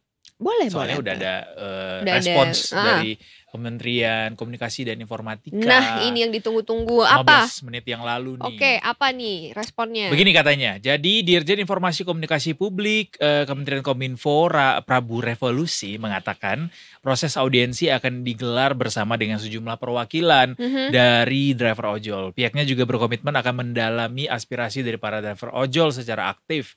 Katanya begini, kami akan serap secara mendalam aspirasi kawan-kawan ojol dan secara aktif akan meneruskan dan membahas aspirasi kawan-kawan ke kementerian, lembaga, dan industri terkait lainnya. Infonya Pak Wamen Angga langsung yang menemui kawan-kawan ojek online katanya. Jadi sudah dilakukan audiensi dan memang dari pantauan sejauh ini di lokasi setidaknya ada 8 orang masa aksi yang dipersilakan masuk ke dalam untuk melangsungkan audiensi ini. Mereka adalah perwakilan dari koalisi ojol nasional. Gitu. Oke. Wah. Semoga audiensinya diterima dengan baik, aspirasinya diterima dengan baik. Betul. Ketemu tuh titik tengah negosiasinya. Win-win solution pokoknya buat semuanya. Gitu ya. Betul. Usahanya tidak sia-sia. Benar. Aduh, salam hormat buat Mas Prabu ya yang sekarang sudah iya nih jadi pejabat sekarang ya. Aduh, bos kita dong. Dulu nih asik senggol. Oh iya, pernah di bawah juga ya? Iya, waktu itu kebetulan malah beliau yang merekrut saya dulu. Oh iya, rekrut kita dong. Dulu beliau yang merekrut saya untuk masuk bersama beliau gitu ya di salah satu sister company dari Detikom juga gitu kan. Ya betul. Ya itulah, semoga Mas Prabu sudah melewati perjalanan yang sangat panjang gitu ya. Dari berbagai televisi nasional, kemudian juga sempat menjadi staf susnya Menteri Pariwisata waktu itu Pak Wisnu Tama ya. Pernah jadi komisaris juga kayaknya. Pernah jadi komisaris juga. Itu ya. Itu. Oke. Salam hormat, sehat selalu Mas Prabu Revolusi tentunya. Iya, lagi nonton beliau katanya. Iya, oh ya. Ini langsung WA nih, langsung WA. Rambutnya udah gak putih lagi katanya, udah disemir semuanya. Oke. Iya. Kita break dulu ya, Detikers. Abis ini kita akan ke daerah lainnya di Indonesia. Kita akan jalan-jalan ketemu dengan teman-teman yang liputan di KPUD di daerah lainnya. Naik ojol gak kita? Enggak, naik karpet permadani. Terbang kita bersama dengan Om Jin dan Jun. Tua. Sesaat lagi Detikers di Detik Sore. Gak cuma hore-hore.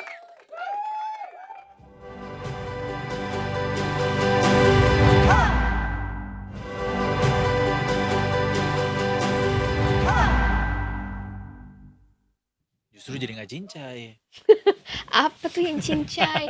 Yang enak tuh cincau. Cincang juga enak, tahu cincang sapi di Makcia. Daging cincang sapi ya benar. Cincang yang lain juga enak. Tadi gue makan di Makcia. Ada yang pernah makan di Makcia Kalibata gak? Ayo. Wah, endorsement nih buat Makcia nih. Aduh, tapi itu enak banget lagi. Itu lebih enak dari yang itu. Yang itu pokoknya. Itu. Iya.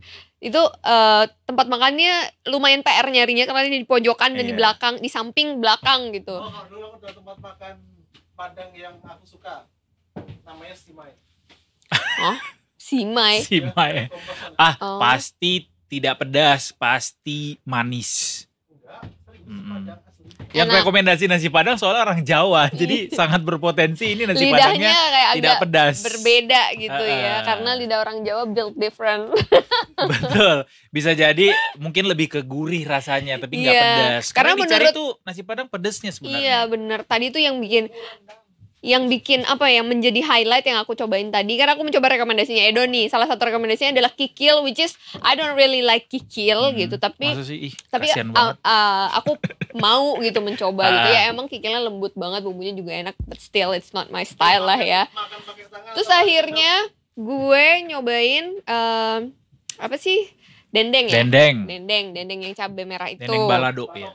Dendeng balado, tapi bukan batoko itu, dendeng balado itu. Nah itu oke lah. Tapi yang menjadi highlight yang paling enak adalah sambelnya. Mana ada rumah makan Padang yang sambel ijonya itu mentah, nggak pakai minyak sama sekali. Beuh.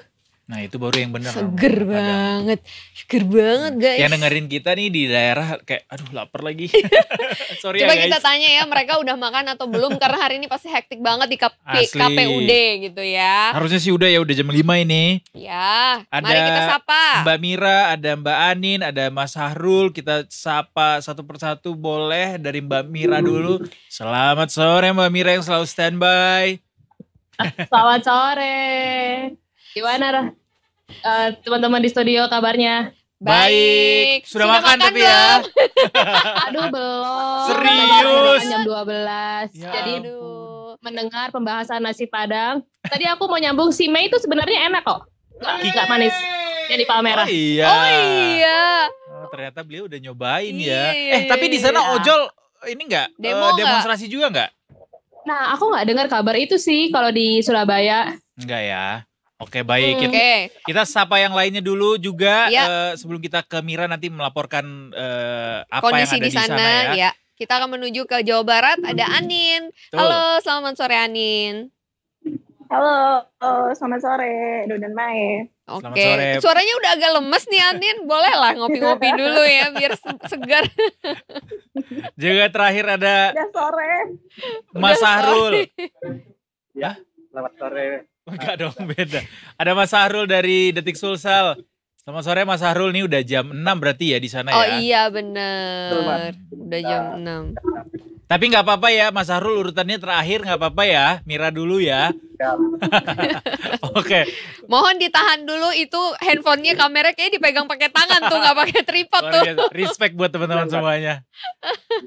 Oke, kita akan menuju ke Jawa Timur dulu, Mbak Mira, supaya Mbak Mira bisa cepat makan juga karena belum makan. Seperti apa Mbak Mira kondisi terupdate di sana?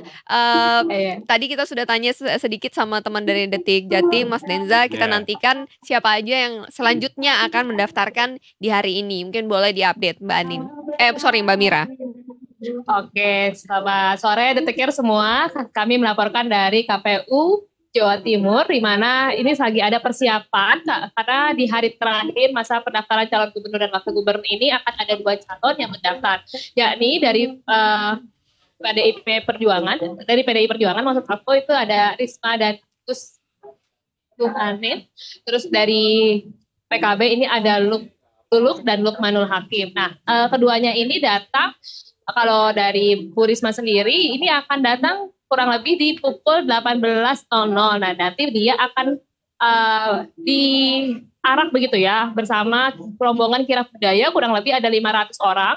Jadi dari DPP PDI Perjuangan itu mereka akan menuju kantor KPU Jawa Timur ini, lalu akan memberikan orasi singkat di panggung belakang aku. Kalau teman-teman bisa lihat itu panggungnya.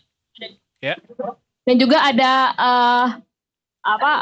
pertunjukan dari musisi jalanan juga begitu kalau dari rundown yang kami lihat gitu. Nah, sedangkan pasangan Luluk Lukmanul ini dijadwalkan akan datang sekitar pukul 8 malam. Nah, kalau untuk rombongan masanya sendiri ini kami belum mendapat update, tapi berarti bisa kami perkirakan kalau Lukman atau Luluk Lukman ini akan datang setelah rombongannya Bu Risma yang dari PDIP ini selesai. Begitu teman-teman. Oke, kalau kemarin kan di Jawa Tengah Pak Andika tuh dianterin langsung. Pak Andika ya. Pak Andika. Dianterin juga sama Mas Gibran langsung di situ kemarin kan. Oh iya. Mas Gibran bukan ya? Iya Mas Gibran. Iya. Oh karena kalau misalnya di Jawa Timur sendiri di Bu Risma atau mungkin paslon lainnya, apakah akan ada tokoh besar yang akan mendampingi nanti ketika mendaftar, Mira? Oke, nah teman-teman dari PDIP kami belum dapat konfirmasi. Ditemani Ketua Umum PK Caimin langsung mendampingi pasangan Luluk Lukmanul untuk mendaftar ke KPU Jatim, karena kedua pasangan ini yang diusung PKB ini keduanya merupakan kader PKB yang sebenarnya namanya kurang diperhitungkan begitu. Makanya beberapa pengamat yang kami tanya ini cukup kaget dengan kedua nama ini yang kemudian diusung oleh PKB begitu. Sedangkan kalau Risma sendiri ya kita tahu sekarang dulu sempat menjabat sebagai wali kota Surabaya selama 2 periode dan memang sosok yang sangat dirindukan oleh masyarakat Surabaya mengingat kinerjanya yang luar biasa baik. Dan kalau dari Gus Han sendiri ini sebenarnya Gus Han ini tercatat sebagai kader Golkar begitu. Makanya kalau teman-teman baca di Detik Jatim ada beberapa artikel terkait statement dari Golkar sendiri yang melarang Gus Hans menggunakan atribut partai karena memang Gus Hans sendiri ini memang dari Golkar, tapi Golkar sendiri sudah mengusung pasangan Hovifah Emil begitu teman-teman. Kalau untuk calon wali kota sendiri, Mira? Satu orang Satu katanya. pasangan saja kah yang mendaftar atau ada update lagi siapa yang akan mendaftar? Oke, kalau sampai sejauh ini memang masih satu orang yang mendaftar, yakni pasangan Eri Cahyadi dan Armuji yang merupakan petahana di wali kota Surabaya. Dan keduanya ini kayaknya memang sudah dipastikan melawan kota kosong karena mereka memborong 18 partai, baik yang di parlemen, non parlemen, bahkan partai yang tidak lolos verifikasi pun memang sudah menyatakan dukungannya ke pasangan Eri Armuji. Gitu teman-teman. Jadi nggak mungkin ada paslon lain yang juga ikutan daftar ya, dan sudah daftar juga beliau. Terima kasih banyak Mira laporannya, semangat menanti kedatangan 2 paslon lainnya akan mendaftar sampai malam ini ya. Jangan lupa makannya ya. Tadi juga maksud kita Gibran mendampingi Pak Ahmad Lutfi dan Tas Yassin. Gitu. Kan Pak Andika didukung PDIP. Seberangan boy. Kita langsung ke Detik Jabar kali ini. Langsung ke Anin ya, yang udah gak sabar buat ngelaporin gimana situasi yang di udah lemes di KPUD Jabar. Anin boleh masih semangat nih Anin. Langsung dilaporkan aja Anin seperti apa, ada update-update-nya karena kemarin dari tadi malam katanya sudah ada kabar-kabar rumor-rumor yang hangat gitu ya. Iya, ada nama-nama besar yang katanya gitu, akan dicalonkan. Yes, seperti apa Anin? Ya, terima kasih Edo dan Maya. Jadi hari ini itu di KPU Jabar, kalau di hari pertama itu ada Deddy Mulyadi dan Erwan Setiawan ya. Kemudian di hari kedua itu kosong, tidak ada pendaftar. Nah di hari ketiga ini langsung rame banget. Jadi itulah kenapa hari ini sabar. Gen Z. Ini juga sorry banget karena pandangan tetap tertuju ke gerbang KPU karena ini kita masih penasaran banget. Kalau tadi mungkin di Jatim itu sudah keluar ya nama-namanya itu siapa saja gitu. Tapi kalau di Jabar ini berbeda. Jadi di hari ketiga ini tadi sebagai pendaftar pertama ada, pendaftar kedua ya berarti setelah Deddy Mulyadi itu ada Ahmad Syahiku dan Ilham Habibie. Nah untuk di hari ketiga ini juga akan masih ada PDIP dan PKB yang belum menentukan nih siapa pasangan yang akan diusung, kemudian apakah mereka akan berkoalisi atau malah akan mengusung kandidat masing-masing gitu ya. Maaf ya belepotan. Jadi di PDIP itu nanti rencananya akan ke KPU Jabar pukul 7 malam. Kemudian kalau PKB hari ini sekarang juga katanya udah di perjalanan dan ini masih belum tahu siapa. Jadi masih tetap samar-samar namanya nih ya. Oh ini kayaknya yang bikin lemes juga karena ada ekstra adrenalin untuk menanti di pintu KPUD ini siapa nih wajah yang akan muncul gitu ya. Betul. Ya. Tapi udah ada nama yang terdengar belum? Bener nggak nama-nama yang terdengar ini ada nama Pak Anies dan juga Pak Sandiaga Uno kabarnya? Iya betul. Jadi memang kenapa kok kita juga di sini semuanya tegang dan panik karena ada nama-nama yang memang tersohor gitu ya. Ada Pak Anies, ada Pak Sandiaga, terus bahkan juga ada nama Bu Susi Pujiastuti. Oh gitu. Nah, awalnya itu ini dari info A1 yang tidak bisa disebutkan siapa. Nah, tapi dari sumber ya. Katanya sih jam 4 itu sempat ada deklarasi untuk Sandiaga Uno dan juga Susi Pujiastuti. Tapi ternyata barusan juga diupdate di Instagramnya Pak Sandiaga Uno kalau memutuskan untuk hanya mendukung saja. Jadi kita masih belum tahu sebetulnya siapa sih. Gitu. Iya, seru juga tuh ada nama Bu Susi juga ya. Kalau untuk Pilwakot gimana untuk Wali Kota Bandung? Ya. Kalau Pilwakot Bandung itu ada 4 nama ya, ada cukup banyak ya memang. Kalau kemarin sudah ada Haruswan Daru dan Dani Wiryanata, kemudian Farhan Erwin juga sudah masuk ke KPU, sudah mendaftarkan. Kemudian ada Arfi dan Yena Iskandar Maksum ya, dan yang terakhir ini masih ditunggu-tunggu itu adalah dari PDIP dan Riza Wardana. Oh juga masih belum ya dari PDIP ya untuk Pilwakot ya? Iya, tapi sudah ada nama pasangannya gitu. Nah ini memang Pilgub Jabar ini memang sangat spesial ya sepertinya karena kita masih belum tahu gitu. Siap. Kita pantau bersama ya Anin ya. Kita tunggu juga kira-kira siapa nama yang terakhir akan didaftarkan oleh PDIP ini. Nanti kita update laporannya bersama Anin tentunya. Terima kasih banyak Anin. Bye. Terima kasih. Kita lanjut lagi ke Sulsel. Timur. Tengah dong ada Sahrul. Iya benar, hampir ke timur. Hampir ke timur. Ada Sahrul di KPUD Sulawesi Selatan. Mungkin boleh diupdate dari hari kemarin gitu ya, sudah siapa saja yang sudah mendaftar dan hari ini apakah sudah ada yang pendaftar atau nama calon baru begitu yang mendaftar, Sahrul? Baik,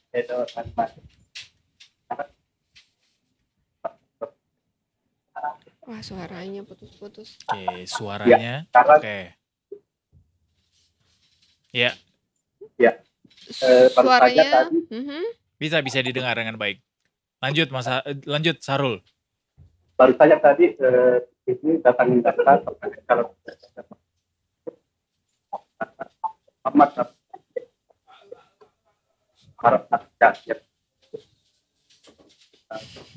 Muhammad Abraham Sumanto merupakan wali kota Jakarta dan merupakan ketua DPW PKB.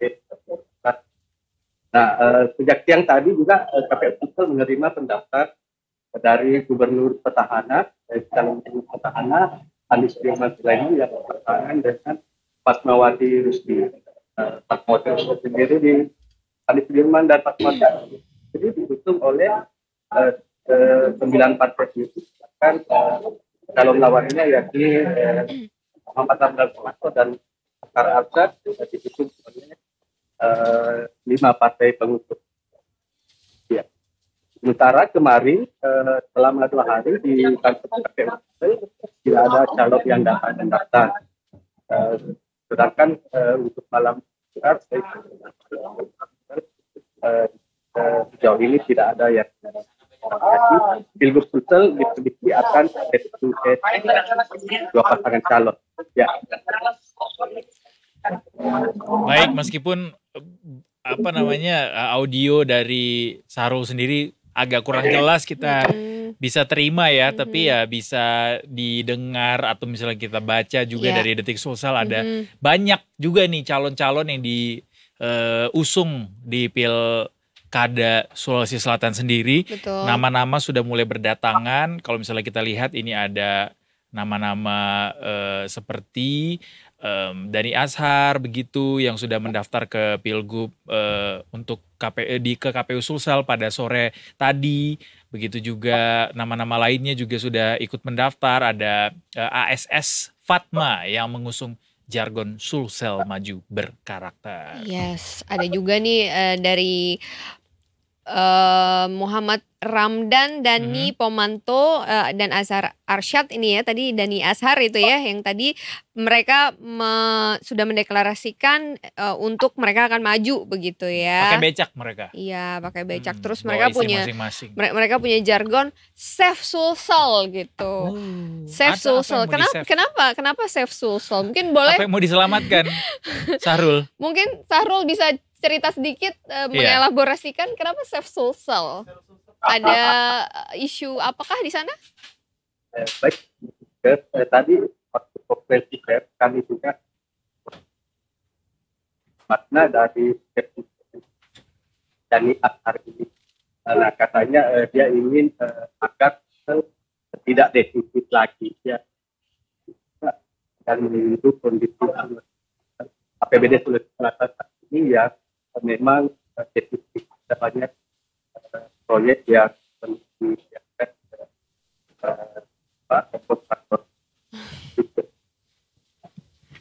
Baik. Oke. Terima kasih Sahrul untuk usahanya dengan background lagi ya, cahaya matahari yang dilawan dari belakang itu ya. Itu bukannya lampu ya? Lampu itu panggung itu.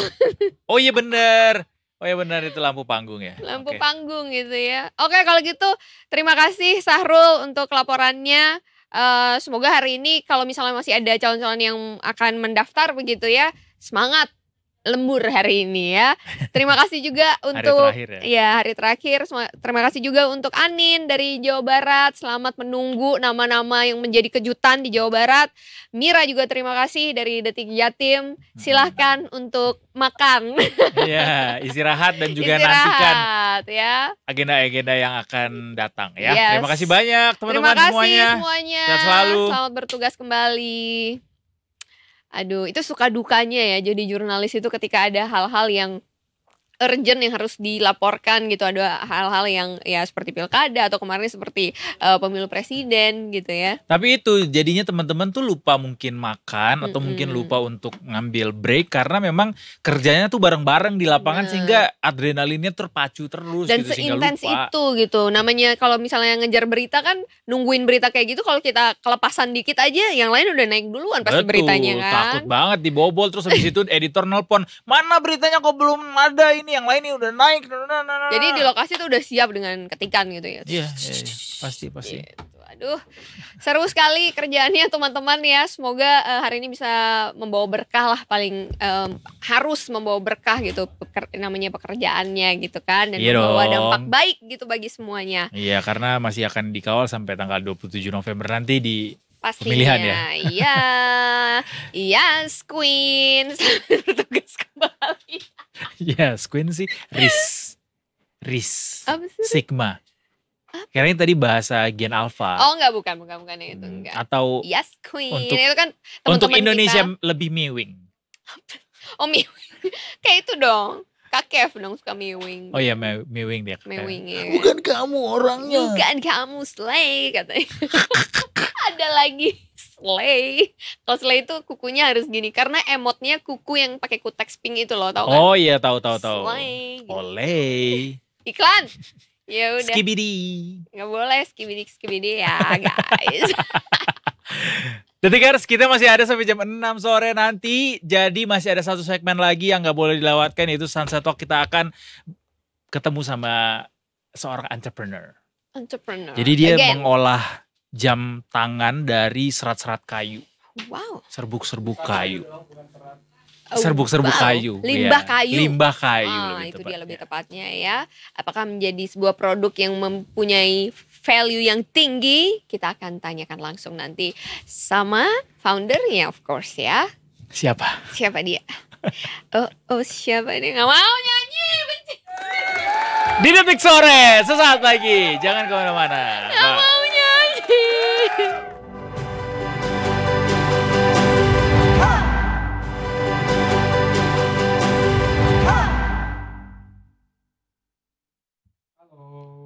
Welcome back to Detik Sore. Gak cuma hore-hore. Yeah. Kita masih di sini Detikers sampai jam 6 nanti, dan di depan saya kalau Detikers lihat sudah ada jembrengan ini. Jreng. Emang gak kelihatan lagi, bro. Yeah. Tolong dong liatin, bro, apa yang kita punya di sini, bro. Ya. Ini Oh bukan, salah. Bukan main, jangan semuanya, nggak semuanya itu bisa dipaksakan ya, termasuk pilihan hati juga nggak bisa dipaksakan. Iya. Curhat ya.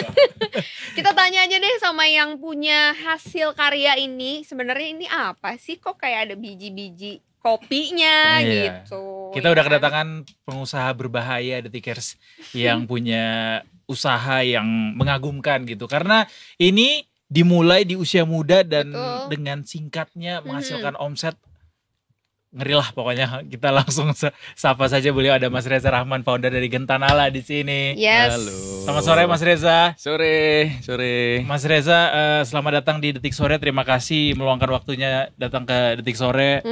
Thank you. Jauh-jauh nih ya dari California ya. Iya kebetulan. Enggak. Deket banget. Ngesot 3 kali nyampe. Iya. Kalau bercandanya milenial nyambung ya. Ngesot 3 kali nyampe. Salto 5 kali nyampe. Kalau Gen Z 9 bulan banget ya. Iya. Tapi ini hasil karyanya tentunya bukan hasil karya yang yang out of date. Justru ini adalah hasil karya yang up to date nih sekarang nih Detikers. Kenapa dibilang up to date? Karena hasil karyanya ini dibuat dari barang-barang yang bisa dikatakan limbah begitu ya. Limbah kayu kemudian di-upgrade. Nah, itu dia. Mas Reza, boleh diceritain dong tentang hasil karyanya yang sangat amazing ini? Oke, thank you. When did you start it dan kenapa memilih limbah kayu sebagai bahan media utama, bisnis? Ya. Oke, baik. Karena dulu saya pengusaha kayu atau gimana? Gitu. Oh, aku ya? Oke, jadi sebelumnya makasih lu udah diundang. Gitu kan.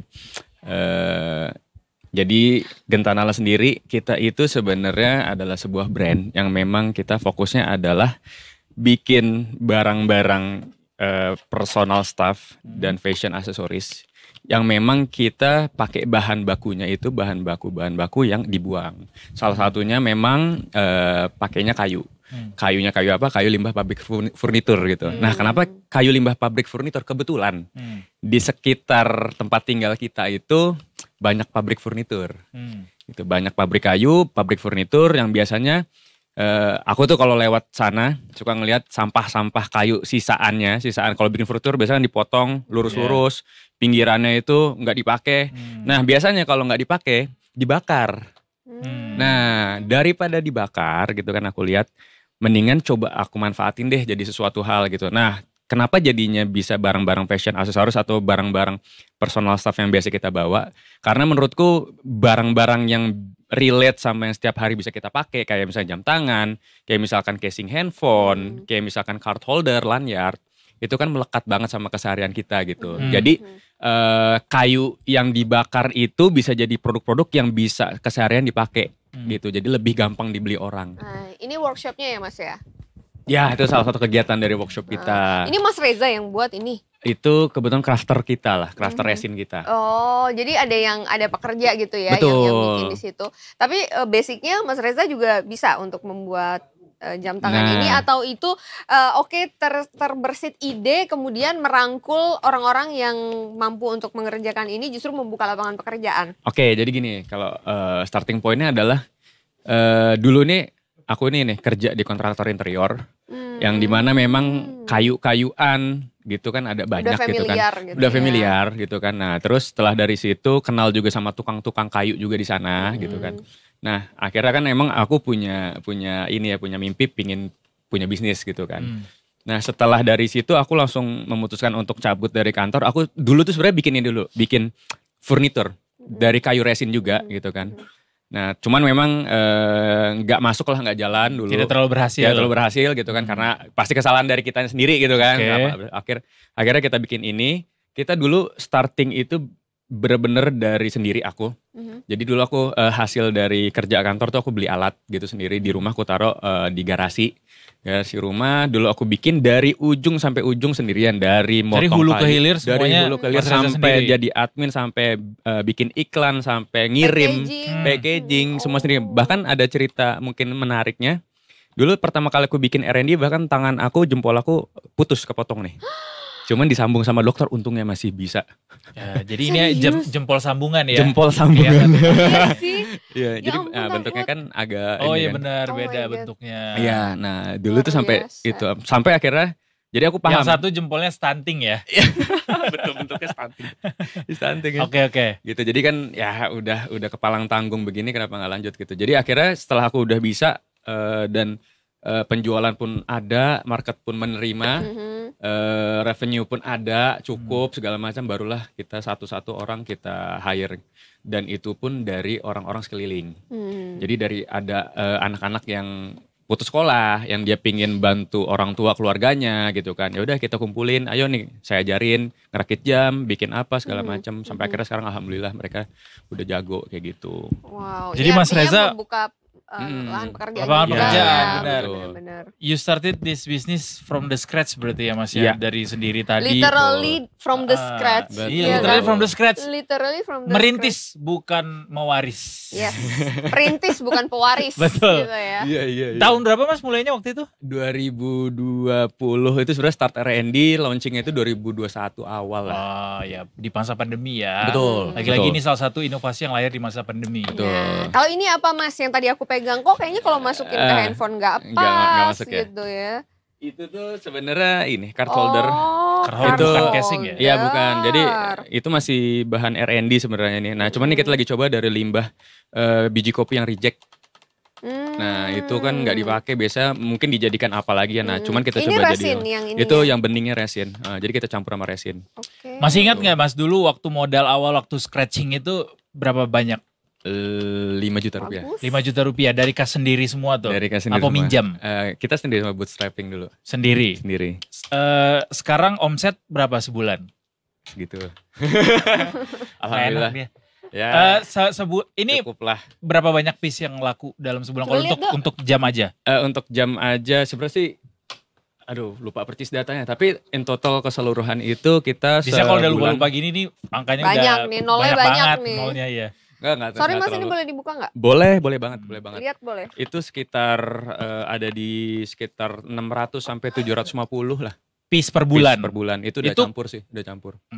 Ini kapasitas produksinya by order atau memang produksi terus kita? Kita produksi, tapi memang jadi bisnis model kita ada dua juga, salah satunya juga B2B juga, yang memang kita by order, biasa buat souvenir gitu kan. Nah itu baru yang by order itu beda lagi lah. Produk gitu. yang paling banyak terjual jam tangan ini ya, 700 piece tadi ya. Ya betul, itu campuran tadi, campuran. Oh campuran 700 campur dengan tadi. barang-barang lain. Cuman memang utamanya memang yang jam tangan. Berapa persennya tuh dari 700? Dari 700 itu bisa dibilang 70% jam tangan lah. 70%. Oke. Cantik berarti banget. yang lain kayak gini-gini ya. Ya Ini betul. casing handphone juga. Casing handphone, card holder, holder. sama kartu Ini nama original leather. Iya betul, kita benar-benar kulit asli sih pakainya. Wow, ini cantik loh dari pemilihan warnanya. Ini jam tangannya berapa Dari harga modelnya. startnya? Startnya dari 280 sampai 600 ribu ada. Ih bagus, detikers lihat deh. Bagus, Teng-teng. cocok. Teng-teng. Nah kayak gini nih berapa nih kalau yang kayak gini? Kalau itu 380. 300 ya. Kalau promo-promo ya bisa. Iya. 300 kali Dan ini 500, ratusan juta lah pokoknya ya. Dan ini emang ringan banget sih kalau dipakai ya, karena emang bahannya juga kan dari kayu ya sebenarnya. Mungkin bahan kayak besinya cuman ininya doang, mesin sama jarumnya doang ya, sangat-sangat ringan. Enak dipakai detikers. Terus dia klasik juga warna hijaunya. Bagus loh pemilihan bagus hijaunya, warnanya. bagus. Iya kan? Bagus. Bukan hijau miskin ya? Bukan ini hijau botol. Ya, atau hijau muntah kucing juga bukan ya. Ini hijau botol ya namanya. Iya, bukan. oke. Nggak ngerti sih. Hijau jamrut. Hijau jamrut betul. Hijau jamrut betul. Mas kan banyak nih brand-brand jam tangan kayu sekarang, betul. Embel-embel menjaga lingkungan segala macam gitu. Apa yang membedakan Gantanala dengan yang lainnya? Oke. Nggak ada beda lagi, nggak deh. Jadi nanti nggak jadi masuk loh investor yang lagi ngeliat nih. Oke. Jadi memang yang bedain Gantanala sama yang lain, sebenarnya nggak mesti jam tangan doang ya. Jadi memang Gantanala ini kan fokusnya memang walaupun memang produk unggulan utamanya jam tangan, tapi kita punya beberapa barang lain yang memang supporting untuk personal staff mereka keseharian itu dari bahan-bahan recycle tadi. Yang bikin beda itu sebenarnya gini, yang kita utama banget jual karena kita ngegabungin antara artnya kan sama limbahnya ini kan. Jadi nilai artnya ini memang yang kita unggulin, yang kita selalu bilangnya ini one of a kind. Dimana emang setiap kamu punya itu pasti beda sama yang lain. Kompetitor nggak ada yang kayak gini, pakai resin kayak gini? Belum ada sampai belum sekarang sih belum ada. Ada sih mungkin yang udah mulai pakai resin, cuman kita benar-benar pakai bikinnya kan crafter resin banget yang ngerti seni resin seperti apa gitu. Temanya juga beragam resinnya gitu kan. Jadi itu salah satu sih USP kita gitu. Terus yang berikutnya juga lagi kita kembangin. Salah satu USP-nya adalah memang kita masukin sedikit poin teknologi lah di dalam produk-produk kita gitu kan. Kayak contoh misalkan kita kan punya produk ini si kartu nama ini kan. Ini kita memang kolaborasi sama startup dari Subang yang dia garap sistem di dalamnya gitu kan untuk kartu nama. Jadi kita punya kartu nama berbahan dari kayu recycle ini dan resin yang memang tinggal ditempel ke handphone, nanti kartu nama muncul di handphone dan isinya kan lengkap ya gitu. Dan sekarang bahkan kartu nama ini kita masukin ke jam gitu. Jadi jam tangan ini bisa berguna sebagai kartu nama kamu juga kayak gitu. Jadi kalau kita mau kenalan, iya betul, jadi bisa kayak tukeran kontak nih. Yaudah nih tempel aja handphone lo ke ini ke jam gue gitu kan. Set nanti keluar gitu. I live in 3000 gitu ya. Orang masih 2023, kita udah di tahun 3000. Iya. Itu banyak gak peminatnya? Itu so far banyak, jadi itu ada add-on-nya kan. Jadi kita jam standarnya ada, dia kalau mau ada fitur itu bisa ada add-on-nya lagi. Itu add-ons maksudnya. Add-ons ya masuknya tapi itu ada spesial memang ordernya di website doang tuh yang kayak gitu gitu kan. Nah, berarti kalau mau pesan kartu nama kayak gitu, kalau misalnya ini kontak mau kartu nama aku nggak perlu dikasih fisiknya gitu gak ya, perlu, tinggal betul. scan aja ibaratnya gitu ya. Ditempelin tinggal ditempelin di NFC-nya itu. NFC. Jadi memang sekalian memang campaign-nya kan selaras lah dengan Gentanala ini kan untuk menjaga lingkungan. Jadi memang itu untuk less paper banget. Tapi ini more udah paper. ini udah termasuk apa aja? Maksudnya data-data apakah nomor telepon aja atau kayak sesuai data-data? Apapun.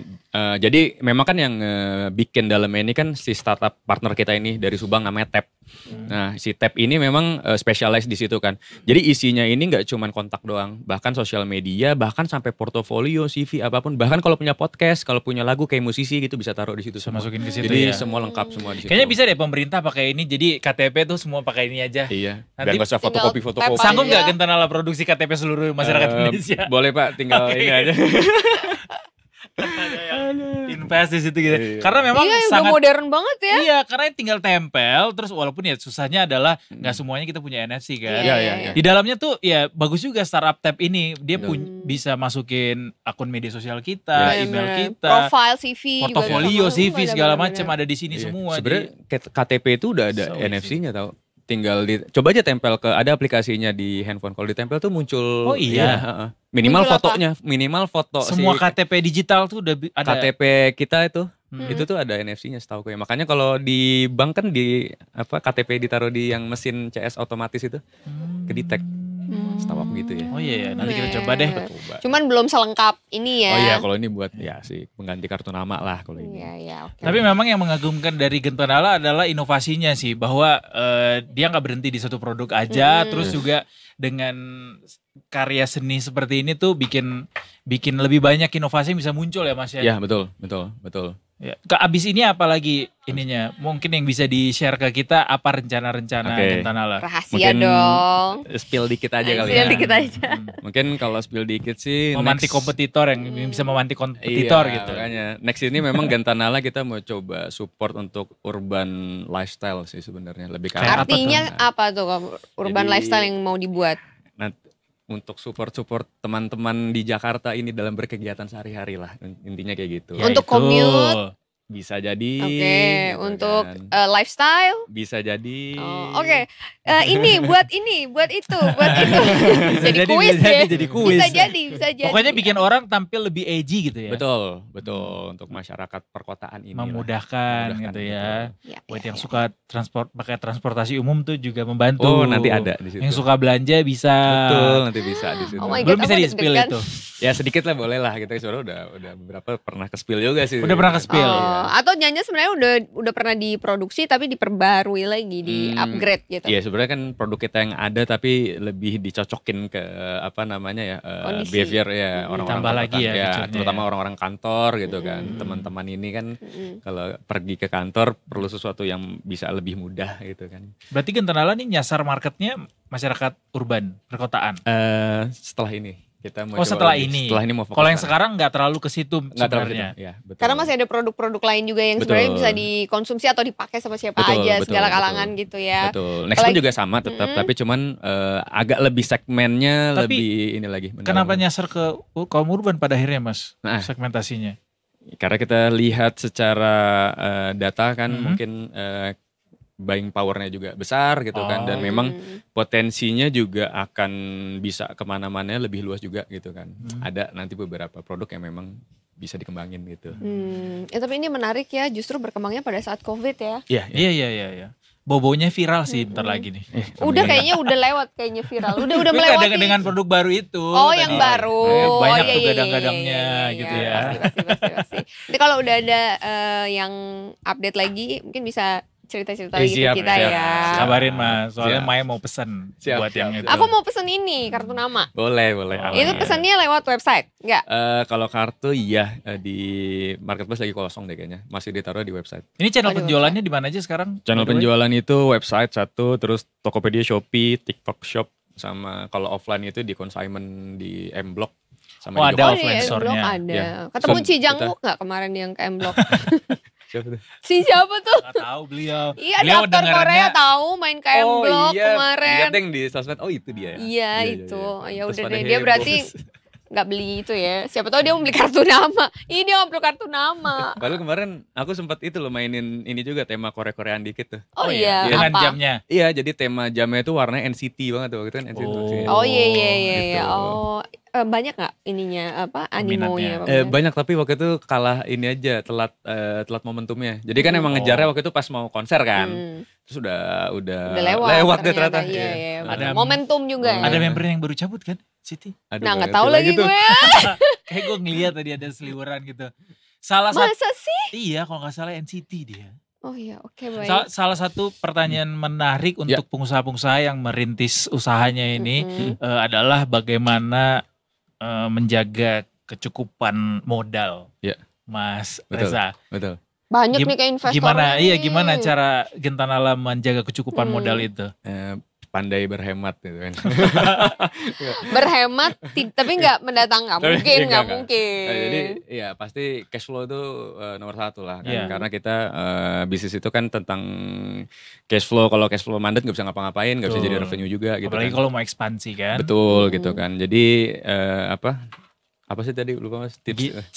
Bagaimana cara menjaga kecukupan modalnya itu ya memang satu pasti penjualan kan harus oke kan. Gitu kan. Mendatangkan revenue berarti kan sama dengan nanti sekian profitnya, berarti semakin banyak revenue, semakin banyak profit, berarti cash flow semakin aman. Itu terus pertama pasti. Terus yang berikutnya kan pasti berusaha juga kan kita gimana cara membuat sebuah efisiensi bisnis yang benar-benar memang good untuk profit kita gitu kan, targetnya itu. Nah memang efisiensi ini apalagi barang-barang kayak Gentanala yang semi fabrikasi kayak gini lah, yang di home industry kayak gini, itu jadi salah satu utama gitu kan. Terus yang berikutnya ya memang ya cari capital di lain tempat pun bisa gitu kan.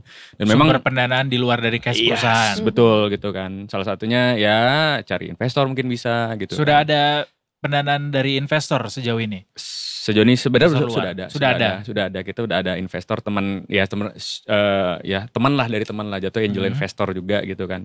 Ya dari situ ya uang itu yang kita kembangkan gitu kan. Gitu. Mengangkat campaign sustainability environment juga nggak? Pastinya. Karena kan kita campaignnya dari awal memang recycling dari kayu-kayu limbah kan. Gitu. Yang terbaru ada. Jadi kebetulan yang terbaru itu kita kerjasama sama Lindungi Hutan, yang memang jam tangan ini ada nama jam tangan Alam Sri Series, ex Lindungi Hutan.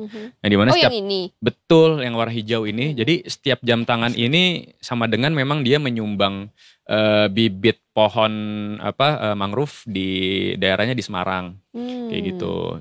Jadi setiap penjualannya kita donasikan ke sana. Oh oke. Berapa persen dari penjualan yang didonasikan? Apa semuanya? Enggak semuanya sih, tapi ada lah kita ada kerjasama sama mereka biaya tertentu untuk berapa bibit kayak gitu. Kemarin buat Palestina juga bikin kan? Kita Palestina kemarin bikin juga sih gitu. Ada donasi juga ke Ada donasi. Kalau itu full keuntungan semua 100% kita donasikan gitu. Kita kirim ke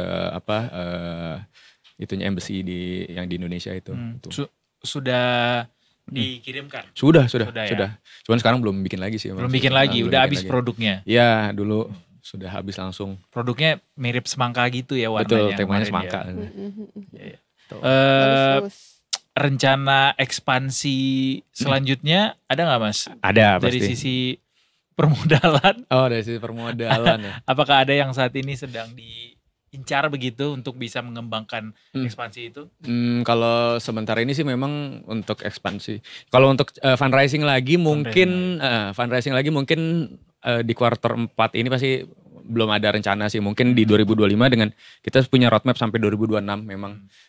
Yang mana memang roadmapnya lumayan panjang, jauh dan juga cukup besar gitu kan. Nah mungkin fundraising itu akan ada di tahun depan sih dengan targetnya ini yang kita harapkan. 2026 itu apa yang objektifnya? Kita pingin punya sebuah pabrik sebenarnya kan, kayak pabrik maklon sebenarnya jatuhnya. Maklon. Biasanya kalau maklon orang-orang itu cari maklon untuk skincare gitu-gitu. Nah kalau ini untuk produk-produk kayak gini, jadi siapapun yang mau bikin bisnis nggak perlu ribet, tinggal datang ke kita. Tapi memang produknya kayu-kayu gitu kan. Apapun bisa kita bikin gitu. Nah itu goalsnya sampai sana nanti gitu. Pun nanti ada yang unsur teknologinya berupa ya aplikasi atau apa nanti ada juga lah kayak gitu. Nice. Roadmapnya sampai Kalau sana. saat ini berarti masih pabrik khusus untuk produk sendiri ya? Betul, produk sendiri, betul. Nanti nyewain buat orang lain. Iya, betul. Sharing-sharing gitu Sharing-sharing. ya. Satu lagi dong Mas, Ya. ini soal, ini kan Mas Reza sendiri juga terhitung adalah pengusaha muda kan. Tips dong buat teman-teman kita nih para Gen Z atau mungkin Gen Alpha juga yang sedang akan merintis usaha di depannya kan, makin kesini makin banyak teman-teman yang jadi entrepreneur gitu. Betul. Apa yang paling esensial yang harus dimiliki seorang pengusaha itu? Yang penting tahu ini sih kenapa berbisnisnya sih. Jadi why itu selalu nomor 1 yang harus diselesaikan sebelum melakukan sesuatu kan, termasuk berbisnis gitu kan. Jadi kalau kenapanya kita sudah kuat, jadi kenapa kamu mau berbisnis gitu kan? Karena ini, karena ingin membantu orang, karena ingin apa segala macam.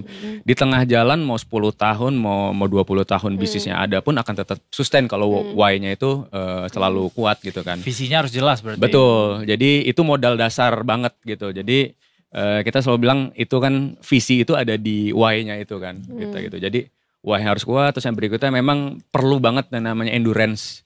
Ketahanan ya. Karena kita berbisnis selalu naik turun, namanya bisnis nggak pernah selalu stabil gitu kan. Faktor Harus siap banyak, dengan jadi harus berbagai siap. keadaan ya. Betul gitu. Yang terakhir sih kalau menurut aku memang creative thinkingnya sih. Jadi creative thinkingnya nggak selalu tentang produk ya. Gimana cara ngubah bisnis modelnya jadi lebih profitable atau kayak gimana kayak gitu sih. Kalau 3 itu ada sih, insya Allah sih menurut aku sih bisa jalan. jalan. Kalau saya why mau berbisnis ya biar dapat duit. Yes, itu mungkin bisa gitu kan. Tiba-tiba Itu sebuah alasan yang sangat ini ya. betul. Kenapa mau kaya. berbisnis? Saya mau jadi orang kaya, saya mau dapat duit banyak. Iya. Saya mau menciptakan 1000 lapangan pekerjaan. Wow, betul. nah ya itu ya. Bisa jadi bensin ya Mas. Betul, ya? jadi bensin. Bisa. Sama kreatif ideas itu memang meskipun produknya sama, tapi Betul. namanya kreatif idea, apalagi yang dari pikiran terus direalisasikan ke satu bentuk atau apa, itu setiap orang pasti berbeda, pasti punya style-nya masing-masing gitu ya. Jadi akan punya pangsa pasarnya masing-masing. So jangan takut untuk berbeda gitu, Betul. karena pasti punya ininya sendiri ya, Betul. style-nya masing-masing. Betul. Gitu. Betul. Total ada berapa karyawan Mas ini sekarang Kentanala? Sekarang itu ada 20.